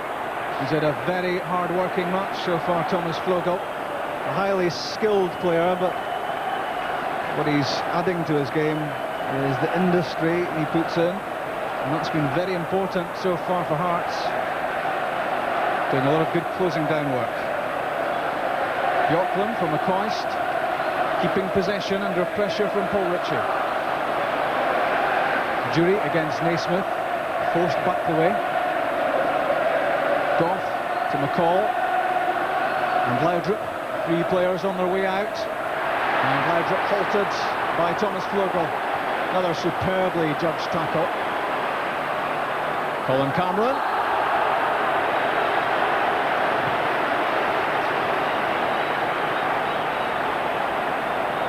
A dirty look was given from Gattuso to Willie Young, and Willie Young just held his arms out and he said, well, what do you expect me to do about this? I think that Rangers will probably look to bring Durant on for Gattuso at some stage, because Gattuso's sitting on a yellow card, very precarious position.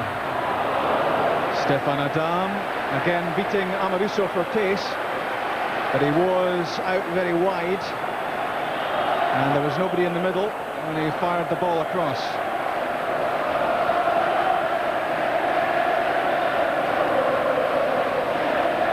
Adam, a prime example of Jim Jeffries' eye for a player. He's never had much money to spend. What he has had, he's used very wisely. And Adam has complemented the players Jeffries already has. Flogel fouled. Ian Ferguson, the offender.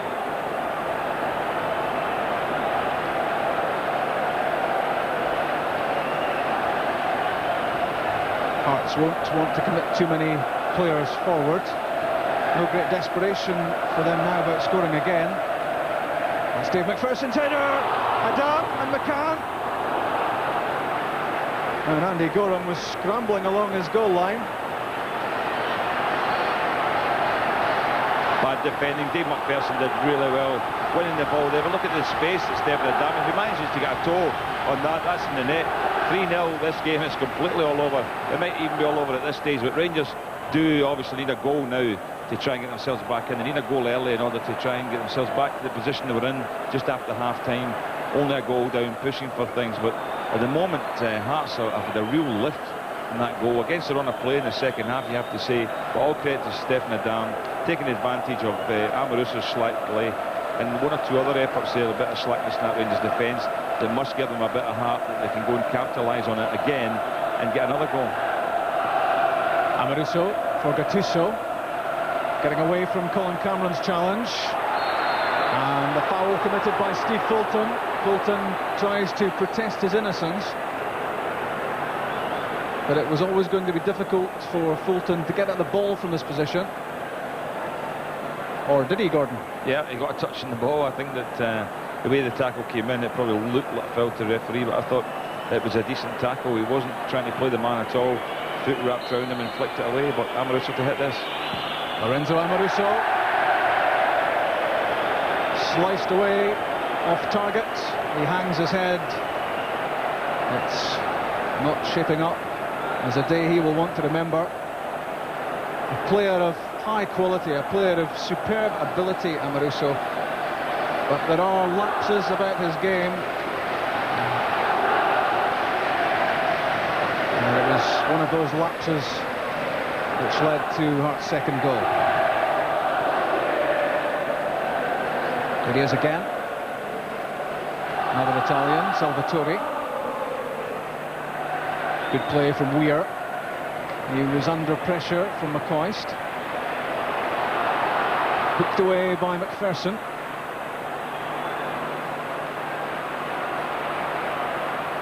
The Amoruso back heel for Stuart McCall. Ali McCoist winning the ball, played through. Here he is. Now Ferguson and Gattuso. Jury and McCoist at the edge of the box. Rangers trying to work it that way. That's a hopeful ball from McCall. Well defended by Hearts. Colin Cameron got there ahead of Stuart McCall. Signs of tiredness about some of the Rangers players. It is a baking hot day. It's a draining day, and all the more draining when you're 2 goals to 0 down in a cup final. Yeah, you wonder what's going through their minds. I know that the Hearts players will be focusing on things at the moment, thinking if we just do things correctly, we don't give anything away, we don't make any daft mistakes the way Amoruso did, then, you know, the way the game's going now, we're home and dry. But there's a long way to go, and it's, you know, anything can happen in cup finals, as we know. But at the moment, Hearts, things going absolutely superbly from their point of view, and Rangers really, the frustrations begin to come through in their play, I think. Is this to be the first time in 12 seasons that Rangers go through a season without winning a trophy? That superb record may be about to come crashing to an end, but there is certainly plenty of time for them to get back into this game. In from Porini. Here comes Jury. Well cut out by Paul Ritchie. That was superb defending. He judged the line of that ball in so well and powered that header away.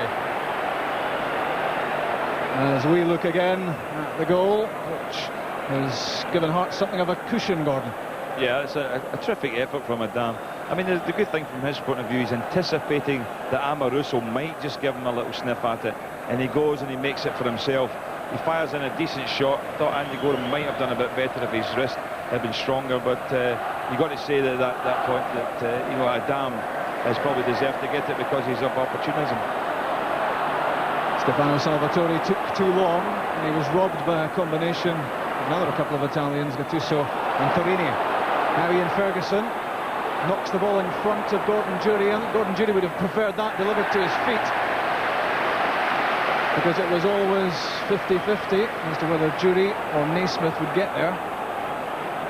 And now Gordon Jury prepares to hurl in one of his long throws, aimed at Richard Gough, off the back of David Weir's head.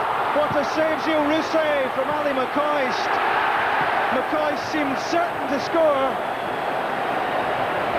knocked away by Rousset. In from Amoruso, and the man who had a nightmare in '96 may well be emerging as the hero of '98, Gilles Rousset. Good instinctive save. What a chance for McCoist, though. He wouldn't know much about it, Rousset, but he set himself and he's got it away, and it's a fantastic save from him. Away from Paul Ritchie. The Hearts are hemmed in at the moment. Porini. Here's McCoist again. Gattuso. Overrun it. Taken away from him by Colin Cameron. Now Thomas Vogel. Hearts on the break. Adam trying to keep himself onside. But the pass didn't find its way through to him.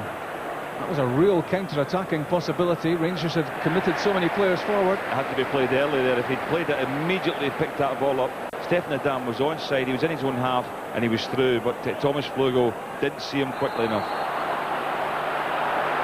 Well, that looked like as Walter Smith looks on, that looked like a half Nelson that Dave McPherson had on Brian Laudrup there, and the result of it was a free kick.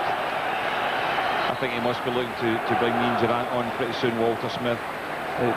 Durrant for Gattuso would be the obvious choice. Gattuso with the yellow card, I would think definitely would be the man to come off.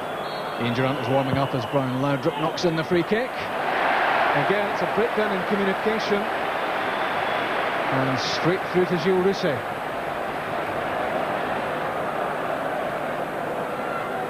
But we've already seen Walter Smith back down in the dugout area, and he is supervising the change, which Rangers seem certain to make before too much longer.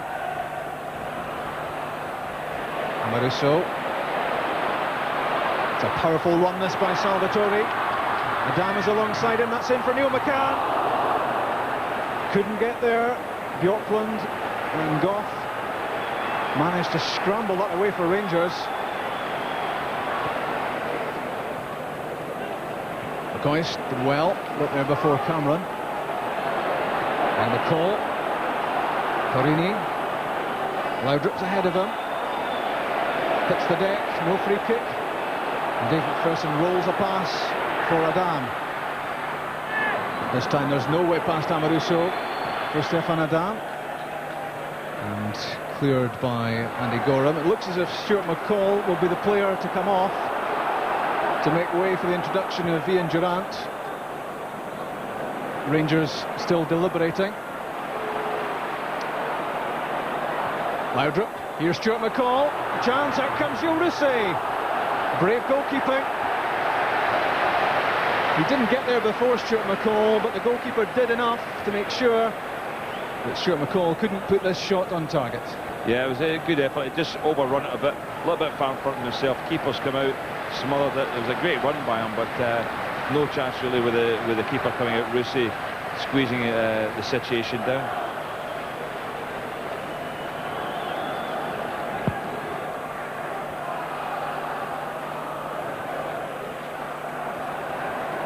Here's Flugel and Fulton. Asking a lot of Thomas Flugel there was the skipper Fulton.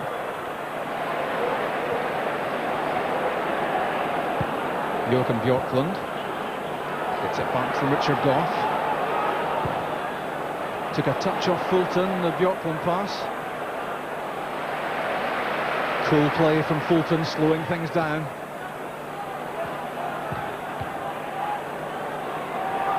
Hesitation there between Fulton and Ritchie.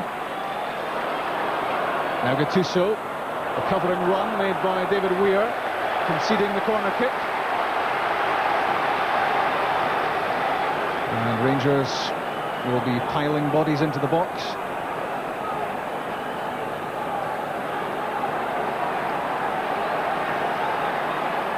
Ian Ferguson comes across to take the corner kick. Gough and Amoruso are in the area. The corner kick placed in a position where there was no Rangers player, only David Weir. Another chance now from Perini, and another harmless ball played into the box, and the shout from Gilles Rousset allowed David Weir just to let that run behind. That's excellent play at that stage. I mean, there's very, very noisy out there, but it was a good shout, whoever gave it to David Weir, because if he'd nodded that back out, the pressure would have stayed on. Did very, very well just to pull out of it, let it run through harmlessly for the goal kick.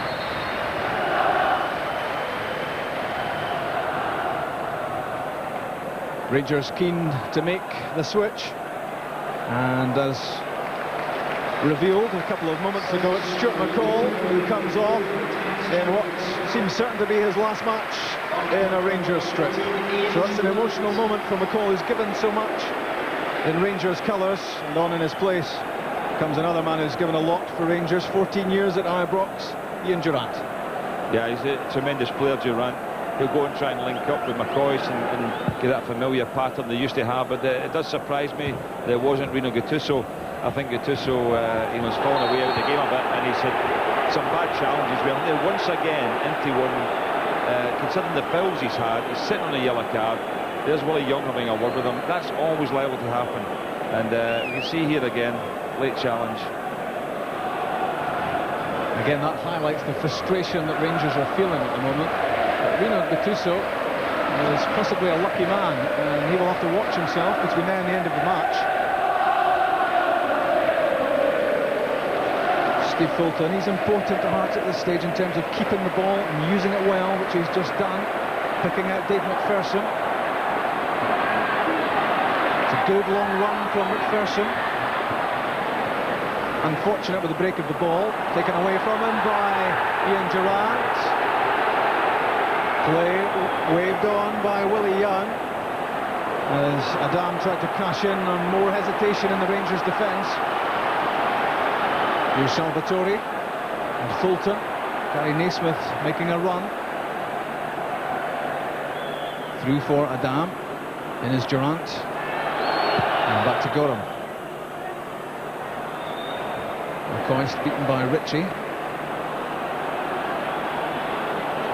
Durrant has started only 3 matches for Rangers this season, so he's not seen a lot of top-team football in his final season with the club. But always a player of great ability, great vision, great passing. Here's McCoist against Paul Ritchie, and Yet again, great composure shown by Paul Ritchie. There was no hint of panic there, as he was one-on-one with McCoist inside his own area, and he just waited for the ball to be his. It was a good run with McCoist. He got himself 1-on-1. I think he knew exactly what he wanted to do, but unfortunately for Ali, Paul Ritchie knew exactly what he wanted to do as well, and he robbed him very, very sweetly there, and then played a good forward ball. Ritchie, Weir at the back have been absolutely excellent. Through the midway stage we are in the second half of the cup final, and Hearts have a 2-0 lead. Colin Cameron very early on in the first half, and Stefan Adam striking early in the second half. It's a long road back for Rangers at the moment, but one goal would spark hopes that they might have something left. It's a good flick from Flogel, great skill, and forced Richard Gough into conceding the corner kick. Good play from Flogel. He's having a good match for Hearts. Yeah, lovely. Like Dave McPherson plays a nice ball. Look at the lovely touch of skill there. And Richard Gough doing well just to read the situation, come across, but can only get away from the corner. Neil McCann will strike the corner kick left-footed. This will swing in towards Andy Gorham. It's the punch from Gorham. And he was pushed as he made the punch. Free kick right on the goal line. Yeah, I think David Weir was just backing into him here. He realises what's happening, but you can see it not doing enough. It doesn't look deliberate to me, but I think the ref, as we know, the referees give goalkeepers probably a lot more protection than they deserve at times. Richard Gough's pass came off the back of Stefan Adam's head. Richard Gough came to the rescue a couple of times early on in this Scottish Cup campaign. A late winner against Hamilton. But the cup run at the moment looks like it will end in defeat unless Rangers can summon something from their reserves. They've certainly piled a lot of effort into this match, and there must be a lot of exhausted players out there. Ian Durrant over the ball. Amoruso. Again it's off target. He's tried again and again from set pieces, but with the exception of that swerving effort in the first half. Well, you've got to admire his fortitude. It's just keeps on doing it, and unfortunately most of his efforts have landed up exactly where that one did there. Slicing the ball quite a few times. He did that one good strike from the other side in the first half when he's managed to got the little swerve on it, stayed in target, but that must be frustrating for his teammates to be spoiling so many of those free kick opportunities.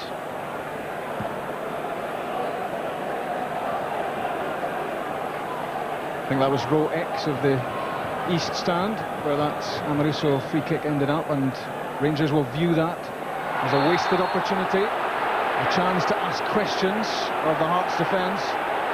Meanwhile, Rino Gattuso battling to get the ball back and get on with the free kick, which has been awarded for the challenge there. The shirt tugging by Fulton.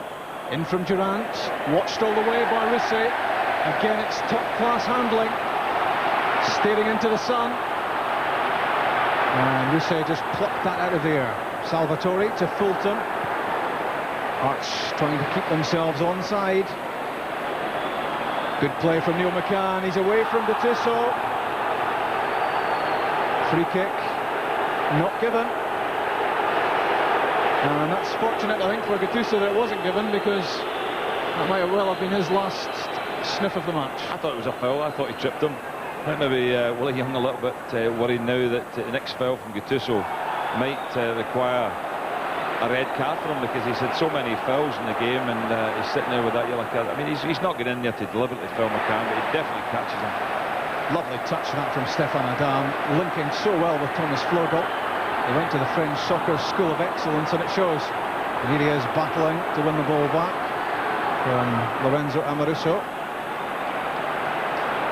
Now Ian Durrant, fresh pair of legs, able to launch himself on that sort of surging run.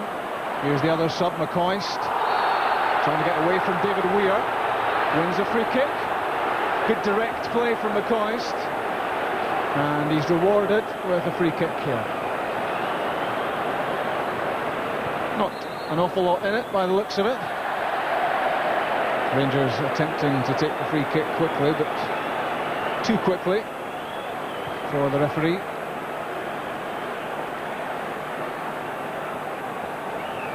Already Ian Durrant breathing hard. A cluster of blue shirts in the box for Durrant to aim at. Can't find them though. The diving header from Thomas Flugel got it away. And again from Durrant. David Weir's header dropping for Ali McCoist. And he couldn't get over the shot.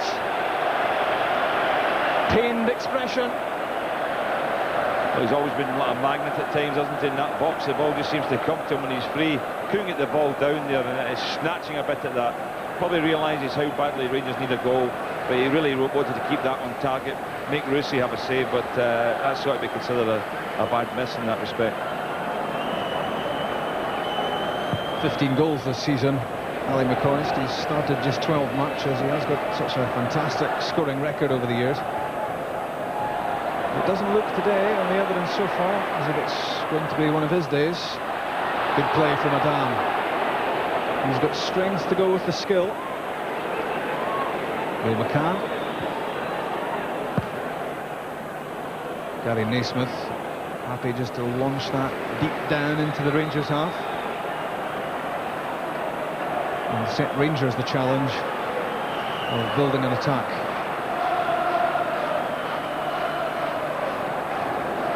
Ian Durrant seeing a lot of the ball. Rangers will want him to make things happen.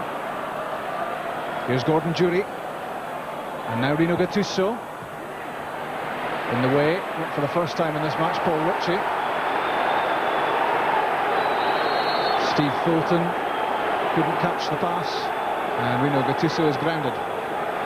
Yeah, it was a slide tackle, and Ritchie just played the ball away. He definitely caught Gattuso's head there because Gattuso had slid through. If you watch the challenge here, he slides right through, just flicked away, catches him on the head as he goes over.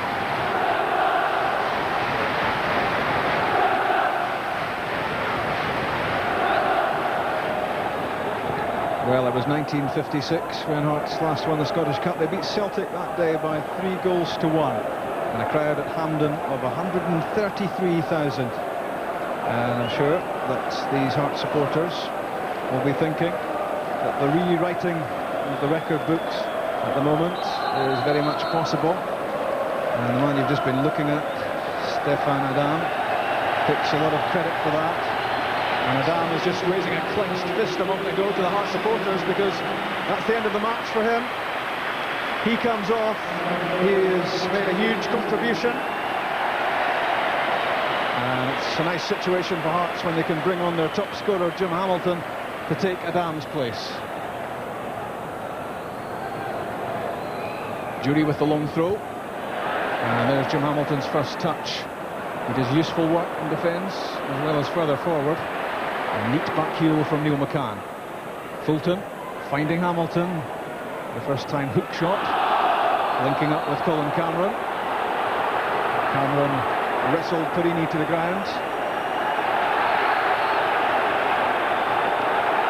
And words are about to be had.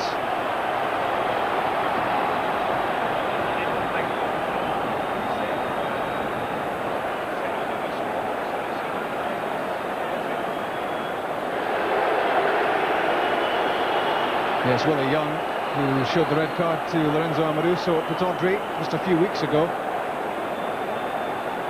issues a yellow card to the Italian defender, and Jim Hamilton is booked as well.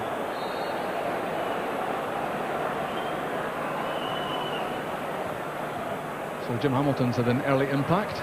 Richard Gough wins the header. Ali McCoist hits the ground. And the diving header attempt missed by Brian Laudrup just a few yards out. He's hurt himself in the process, but he must be thinking back on this as a real opportunity.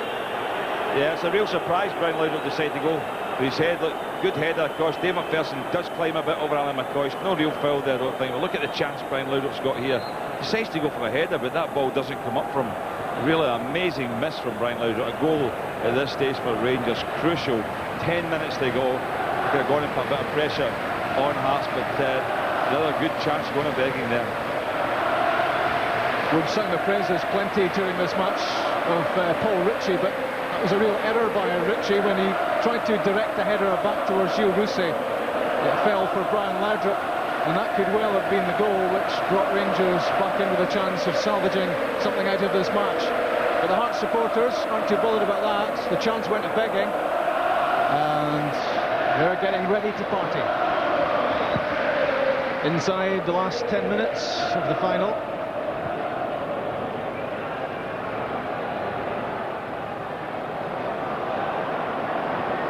Rangers about to make another change. Ian Ferguson, I think, will come off in a minute. Threaded through by Gattuso to McCoist! And Ali McCoist strikes with 9 minutes left. He's had a string of chances, and finally he's put one away. And can Rangers haul themselves back? You have to say he's threatened it there. Look at the ball, Gattuso just plays it in his path, he gets between two defenders. Tremendous slide rule shot away in the corner there, giving Gilles Rousset no chance at all. He gets himself between, I think it's David Weir there, Paul Ritchie, just gets in that little gap, finishes it really well. He's threatened it, Ali McCoist, you have to say, but that does give Rangers a real lift at this stage. 9 minutes to go, gives them an opportunity, a tremendous opportunity now to go and pressurise Hearts. And did you see that look on Walter Smith's face on the Rangers bench? That was a visage transformed. The black cloud was suddenly lifted, and he now sees real hope here. Thomas Vogel for Hearts, and Neil McCann in a dangerous situation. Well dealt with by Joachim Björklund. That was good defending against the very immediate threat of Neil McCann. Ushered behind for the goal kick.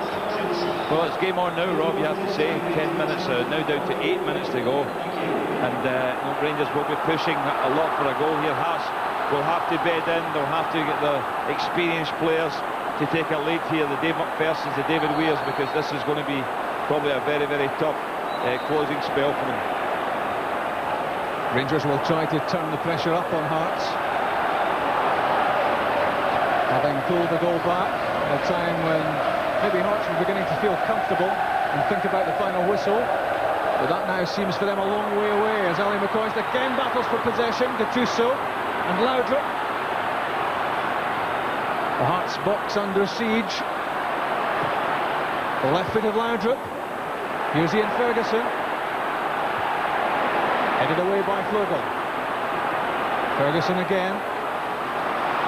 Ian Durrant. Knocked into the danger area and away by David Weir.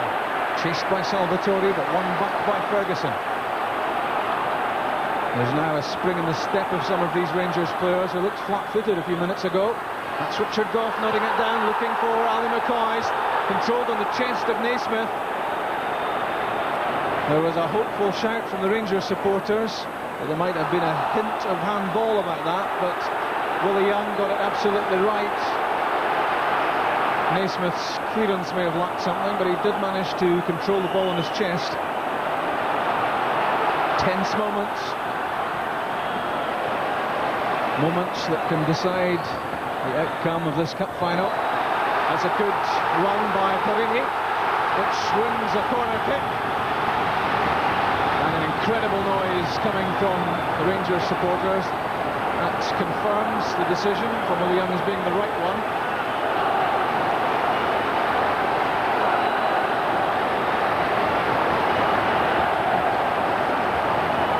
Cluster of blue shirts in the box. Ian Durrant's corner kick driven in, headed away by Jim Hamilton. What an important clearance that was. Lofted up by Ian Ferguson, and an overhead kick from Dave McPherson.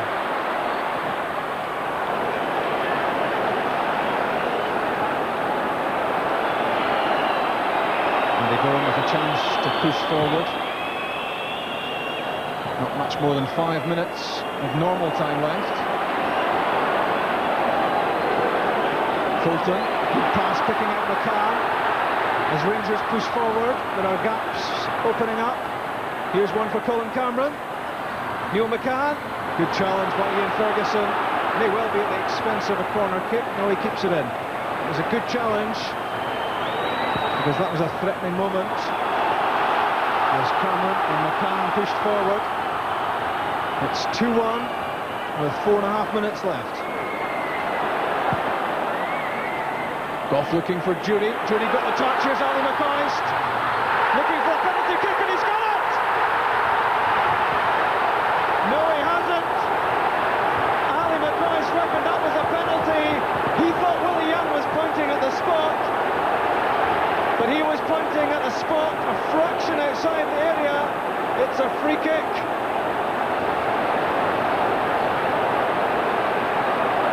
On the line, it's spot on, but having said that, it's probably as close as the Hearts were in the first half that was given. Willie Young just there decided that was a penalty. It just shows the difficult decision on the margin, right on the very line. And Walter Smith there thought that was a penalty kick, but these cheers very quickly turned to a feeling of frustration. But this is still a highly dangerous situation for Hearts. Not surprisingly, everyone is behind the ball for them. There's a huge wall of white shirts. Brian Laudrup could be in command here. So could Amoruso, who's had a few free kicks off target. Ian Durrant there as well, and Ali McCoist. Gilles Rousset could be an important man on the goal line.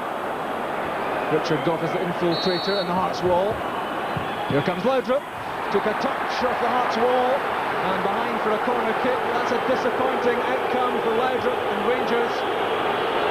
Yes, he's tried to curl it there. It just come off the hip, I think, of Salvatore there. But the corner Rangers have here will put a lot of pressure on. Delivered by Durrant, knocked away by McPherson. That's an effort from Laudrup and by Parini. Prodded away by Neil McCann, kicked in by Laudrup. Here comes Brian Laudrup. Sprinted into a shooting position, but Gilles Rousset watched that one head wide of goal. The Hearts players and supporters breathe again, because Brian Laudrup looked in menacing mood there, and Gilles Rousset was happy to watch that travel wide of target. Gilles Rousset is the man of the match. And what a moment that is for him, having gone through such an ordeal 2 seasons ago during the 5-1 defeat by Rangers. Gordon Jury. The pass was aimed at McCoist, cut out by Ritchie. Hearts have to show real nerve, real spirit. And they've lost possession. Under no great pressure again, it was Steve Fulton who was robbed. Now Brian Laudrup came off Naismith. Now Paul Ritchie. Hearts need to show composure.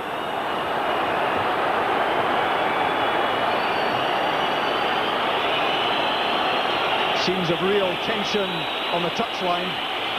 Jim Jeffries will take the final whistle anytime. Walter Smith desperate for his side to produce another goal and take this match into extra time. Just 1 minute of the 90 left, plus stoppage time, and Stefano Salvatore takes the ball for a walk. Frogel. Hearts trying to keep the ball. Steve Fulton is injured. Brian Laudrup, that came off his heel. Ali McCoist tried to win it back. Here's Ian Durrant. Came off Gary Naismith. Ali McCoist off the ball, is not happy with Paul Ritchie. An exchange of words. McCoist felt he was caught by the studs of Ritchie when he was on the ground as he won the ball. Tempers flaring. And that volley from Neil McCann gets a huge cheer from the Hearts supporters. He does it as Andy Gorham on the chase. And coming up now to 90 minutes, into stoppage time, and all round the ground, eyes are flitting towards watches and wondering how much time Willie Young will add on. Well, they've been hanging on. There's my man in the match, Rusey. It's a tremendous game here. No onus on him to kick this ball. Richard Goff's gone to him. The Hearts are fighting really with great spirit to try and hold on to this lead. There's real exhaustion about a lot of these players, Hearts and Rangers. Rangers trying to produce one last big effort, the sort of effort that could keep this match going. At the moment, it's Hearts Cup. In from Ian Durrant. Out comes Jules Rousset, and the man of the match. Climbing above Porrini and claiming the ball as his. There'll be some more stoppage time to be added now because Gary Naismith has taken a blow. Looks as if he's taken a blow on the back of his head. Jules Rousset, man of the match, but Gary Naismith has been outstanding as well. Well, it was a real difficult decision to pick Andy. I mean, everyone in that Hearts side has contributed to the game today, and they're putting an awful lot of effort. The whole back four have been sensational, I think, apart from that little slip up there. And Ali McCoist has got through between them, showing his real quality once again, Ali McCoist. A lot of people say he's finished. Well, if he's finished, as a lot of people would like to be as gone as that, because he knows how to finish. There's 2 or 3 efforts a day, he snatched at 1 or 2 of them, but still managed to put his team back in the game with that wonderful goal. Ian Durrant through for Gordon Jury, headed away by Paul Ritchie. Every challenge now for Hearts, an important one. Advantage being played by Willie Young after Colin Cameron was surely fouled, and in fact Willie Young will now take action. He didn't like the challenge at all by Durrant and Cameron. Cameron's still grounded. Durrant will be booked. Yeah, this was good refereeing, because Willie Young was determined that the match should flow. Yeah, the other aspect that wasn't good from the point of view of sportsmanship was that Hearts had put the ball out of play when they had possession of it for Naismith to get treatment, and then Rangers took the throw in and kept possession. They didn't give it back to Hearts, as teams normally do in the spirit. I know it's a cup final, I know they're trying to get back in the game, but Hearts did have possession when it was put out of play. 2.5 minutes of stoppage time played. The Hearts supporters will let out an almighty roar if they can keep the scoreline as it is in these closing stages. Knocked out of play by Paul Ritchie, and a none too friendly exchange there with Rino Gattuso. 2 totally committed players. In from Jury, off the top of Gattuso's head, and out of play off the boot of David Weir.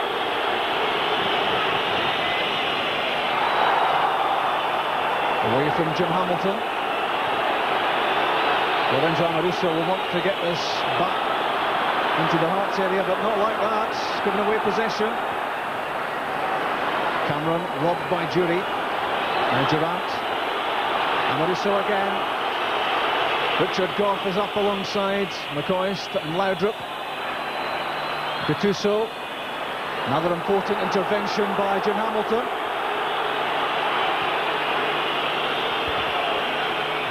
Again it's Hamilton. Determined play. And from Jury, the Laudrup flick. And what an important challenge that was by David Weir on Sergio Porrini, just as he was about to pull the trigger on a shot at goal. And now Gordon Jury. Jim Jeffries sweating in all senses in the Hearts dugout area. Yeah, it was a good strike from Jury, I have to say. That was a real opportunity. The final whistle must be about to blow any second. But what a challenge just before that from David Weir on Sergio Porrini when he was in. Fabulous challenge, last gasp, just to save the day.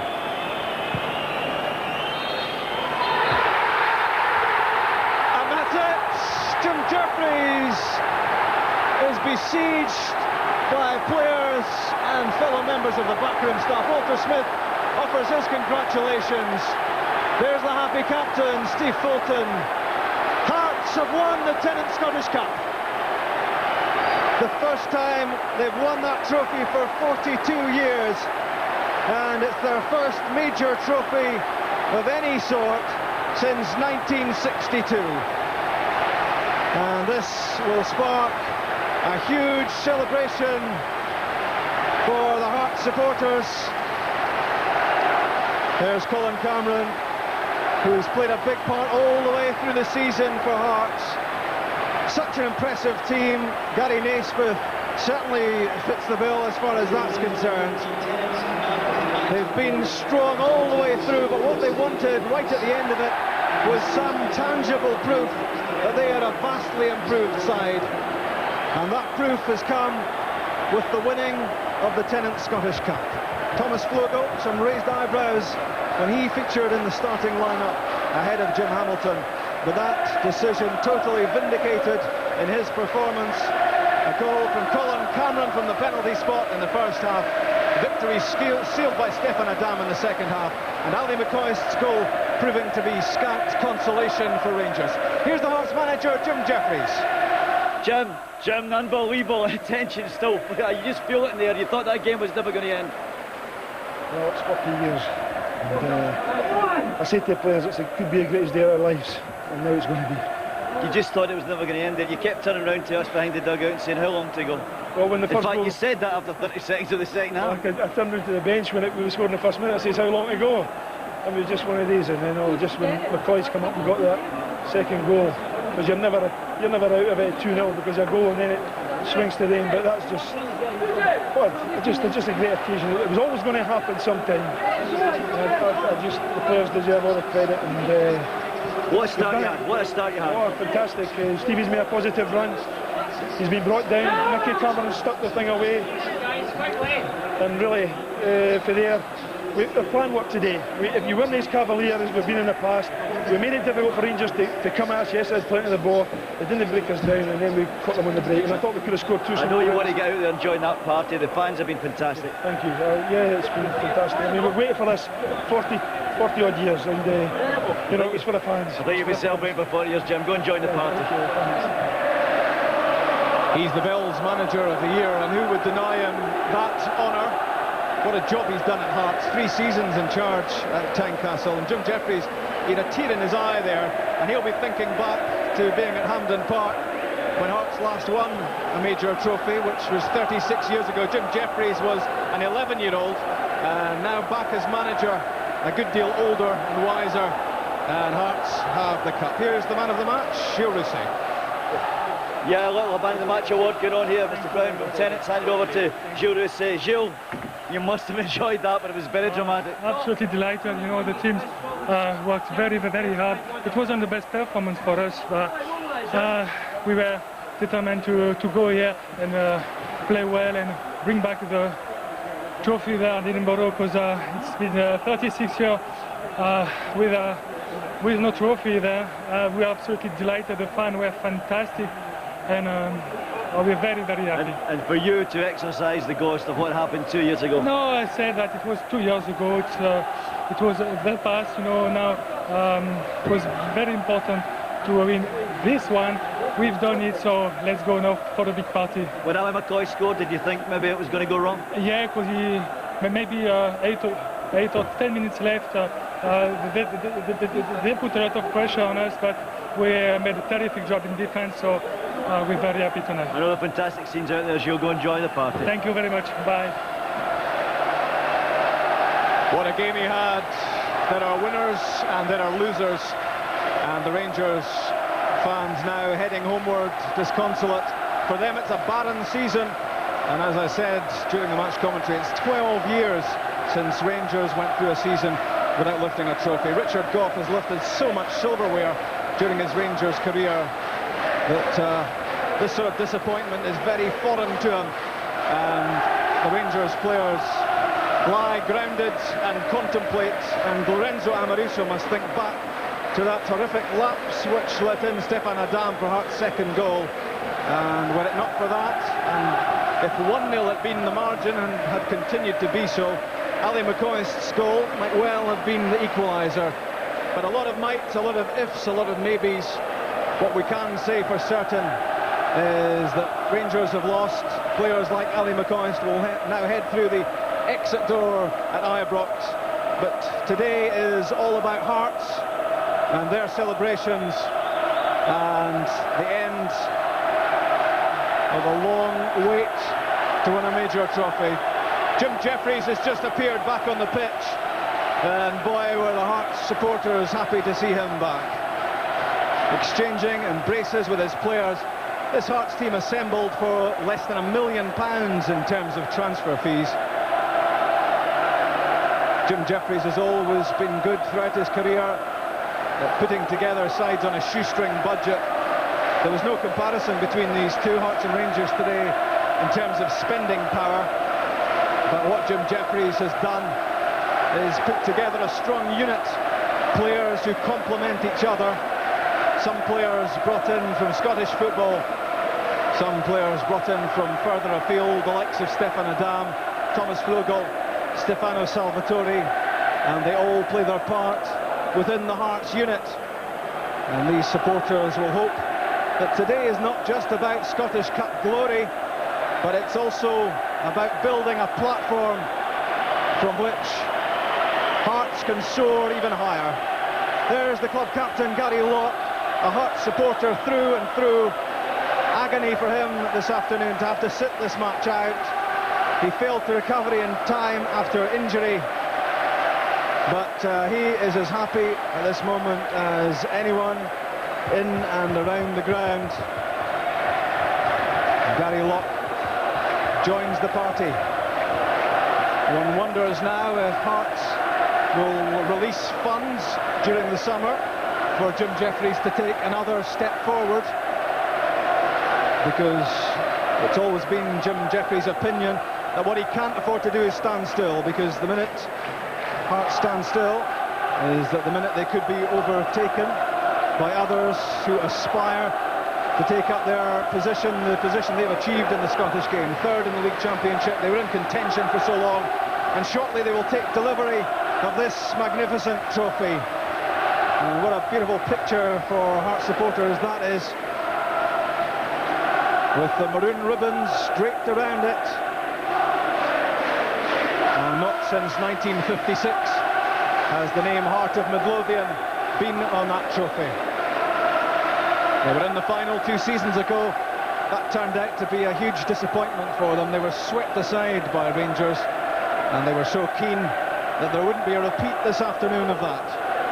But they came with belief, they came with heart, they came with commitment, and they got themselves off to the best possible start, a dream start to the match, ahead inside 90 seconds.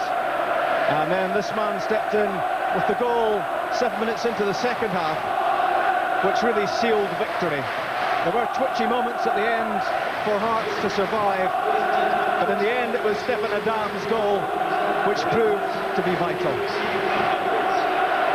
These will be emotional moments for the Rangers players as they accept their runners-up medals, because this, for Richard Gough, will be his final bow in the blue shirts of Rangers, and I'm sure there's a tear in his eye, and a tear in the eye too of Brian Laudrup, who will head for Chelsea. Andy Gorham looks to be on the way out as well.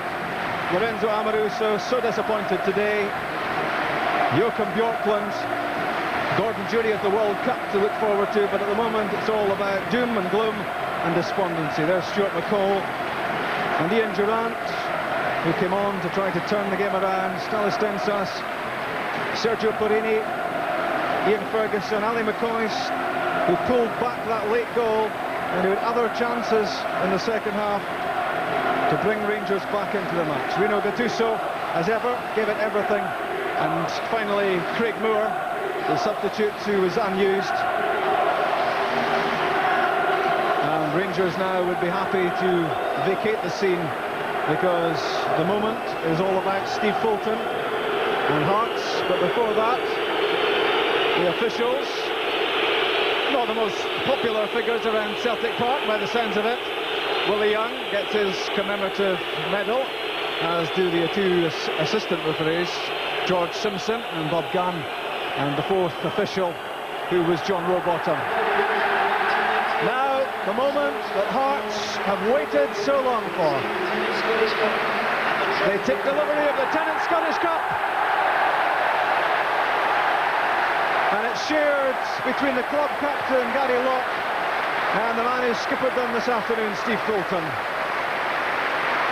The cup now passed around among the players. Neil McCann, A superb player for them this season. Dave McPherson adding another honour to his honours list. David Weir, Colin Cameron, Jim Hamilton, who played his part as a second-half sub. Thomas Flogel, who took the role that many thought would be the one for Hamilton. Paul Ritchie, an outstanding young defender. There's Stefan Adam, who's added real quality to this Hearts side. Stefano Salvatore, the anchor man in the midfield. That's Grant Murray, a youngster who will have bright days ahead. And that could be said as well of Gary Naismith, outstanding this afternoon, as was Jules Rousset, the Tennent's man of the match. And a winner's medal for John Robertson. The only sadness he might possibly feel would be that he didn't play any part in the match. But John Robertson is a Hearts man through and through, and he will love this moment, and he will appreciate what every Hearts supporter is feeling at the moment. Jim Jeffries and Billy Brown have had their hands on the trophy as well, and the celebrations will go on long into the evening. And this must be a highly emotional moment for John Robertson. His Hearts days could be over. He'd a month's loan to Dundee during the season. At that stage he was surplus to requirements.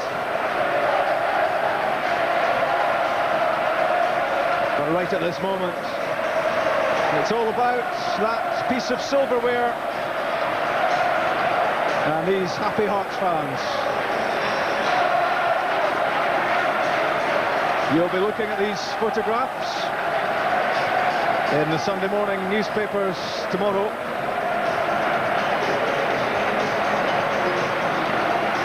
Hearts who've gone so near on so many occasions in the last few seasons, finally have a trophy to call their own. And now the trophy will be paraded around the ground.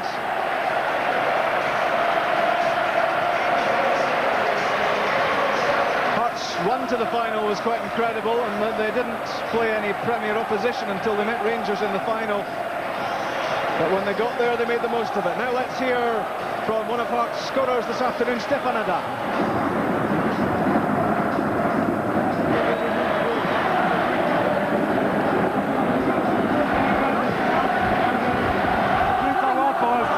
You must have enjoyed this occasion. I mean, the Hearts fans behind you, what a noise, what a party.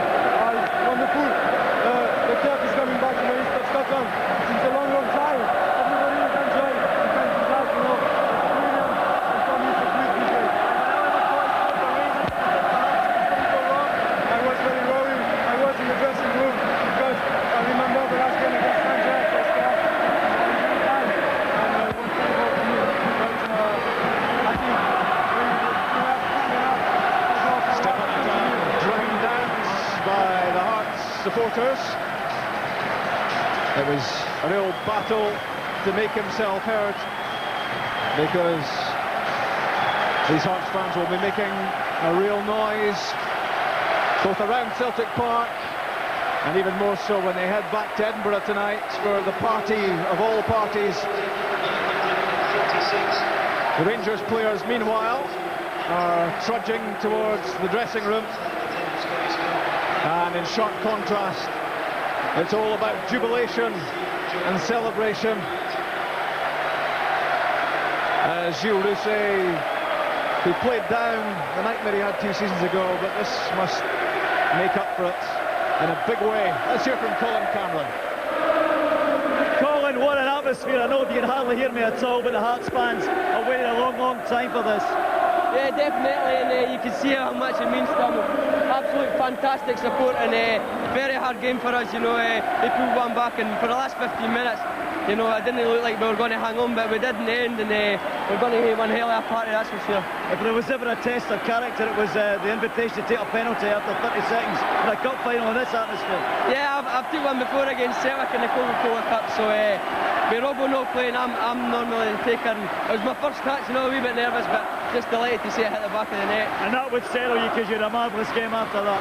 Yeah, it was very hard, very physical in the midfield, and it was going to be a battle. We knew that, but we held ourselves together in the end, and you know, the victory means so much for the players, and let us say the fans are unbelievable. With this backdrop, do you feel it's the start of something big for Hearts? Well, we've been building on it in the last couple of years, and now we've managed to win a trophy. So we've set our standards, and next season's going to be hard for us to try and maintain that. I think you'll have a wee celebration tonight, boss. Definitely. All the best, well done. Colin Cameron, what a superb season he's had, and one of many players in this Hearts side who can possibly count himself unlucky and not quite making the international squad for the World Cup. There's Jose Kitongo, who's been part of the squad, as is John Robertson. And John Robertson, who felt so badly that his 18 years with Hearts had produced nothing in the way of tangible rewards, can now tuck away that winner's medal. And even though he played no part in the match, he'll look back with great happiness on the Tennent Scottish Cup final of 1998. Not sure about the headgear for Gary Naismith, but in Naismith, Hearts have one of the top young players in Scottish, indeed British football, and they will want to make sure that his development continues. A certainty to play for Scotland in the future if his progress is to continue.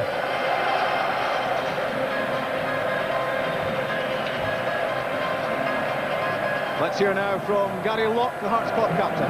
Yeah, Rob, we're joined both by Gary Locke and David Weir, because wonderful moment in the final there. Gary, you weren't playing today. Steve Fulton, you asked to come up and get the cup with him. Great. It was brilliant. You seen that before the game, actually. You seen that if we didn't manage to win the cup, it would get me up there, because I've got the respect for the boys, all wanting me to be first in to lift the trophy, to care how much it means to me. You see the fans in the day, it makes it all worthwhile. It was actually a horrible moment inside the tunnel when you weren't going to be allowed out to join the celebrations. It's an absolute disgrace. At the end of the day, we're not part of the squad, and they weren't going to let us out onto the park. And it'd be unbelievable if I'd missed doing all this, but luckily they saw sense and let us on the park. The party's starting now though, David. Some party tonight. That's right, I think it'll be partying for a few days in Edinburgh. We've waited long enough for it, and we're going to enjoy it. We talked before the game, you all seemed very calm, you were very confident. You were right. Yeah, well, we know we've got good players, so we had to come out and show everybody else, and I think we did that.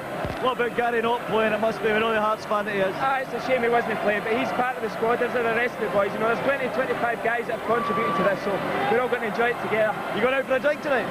I think we'll stay in the night. I'm just going home.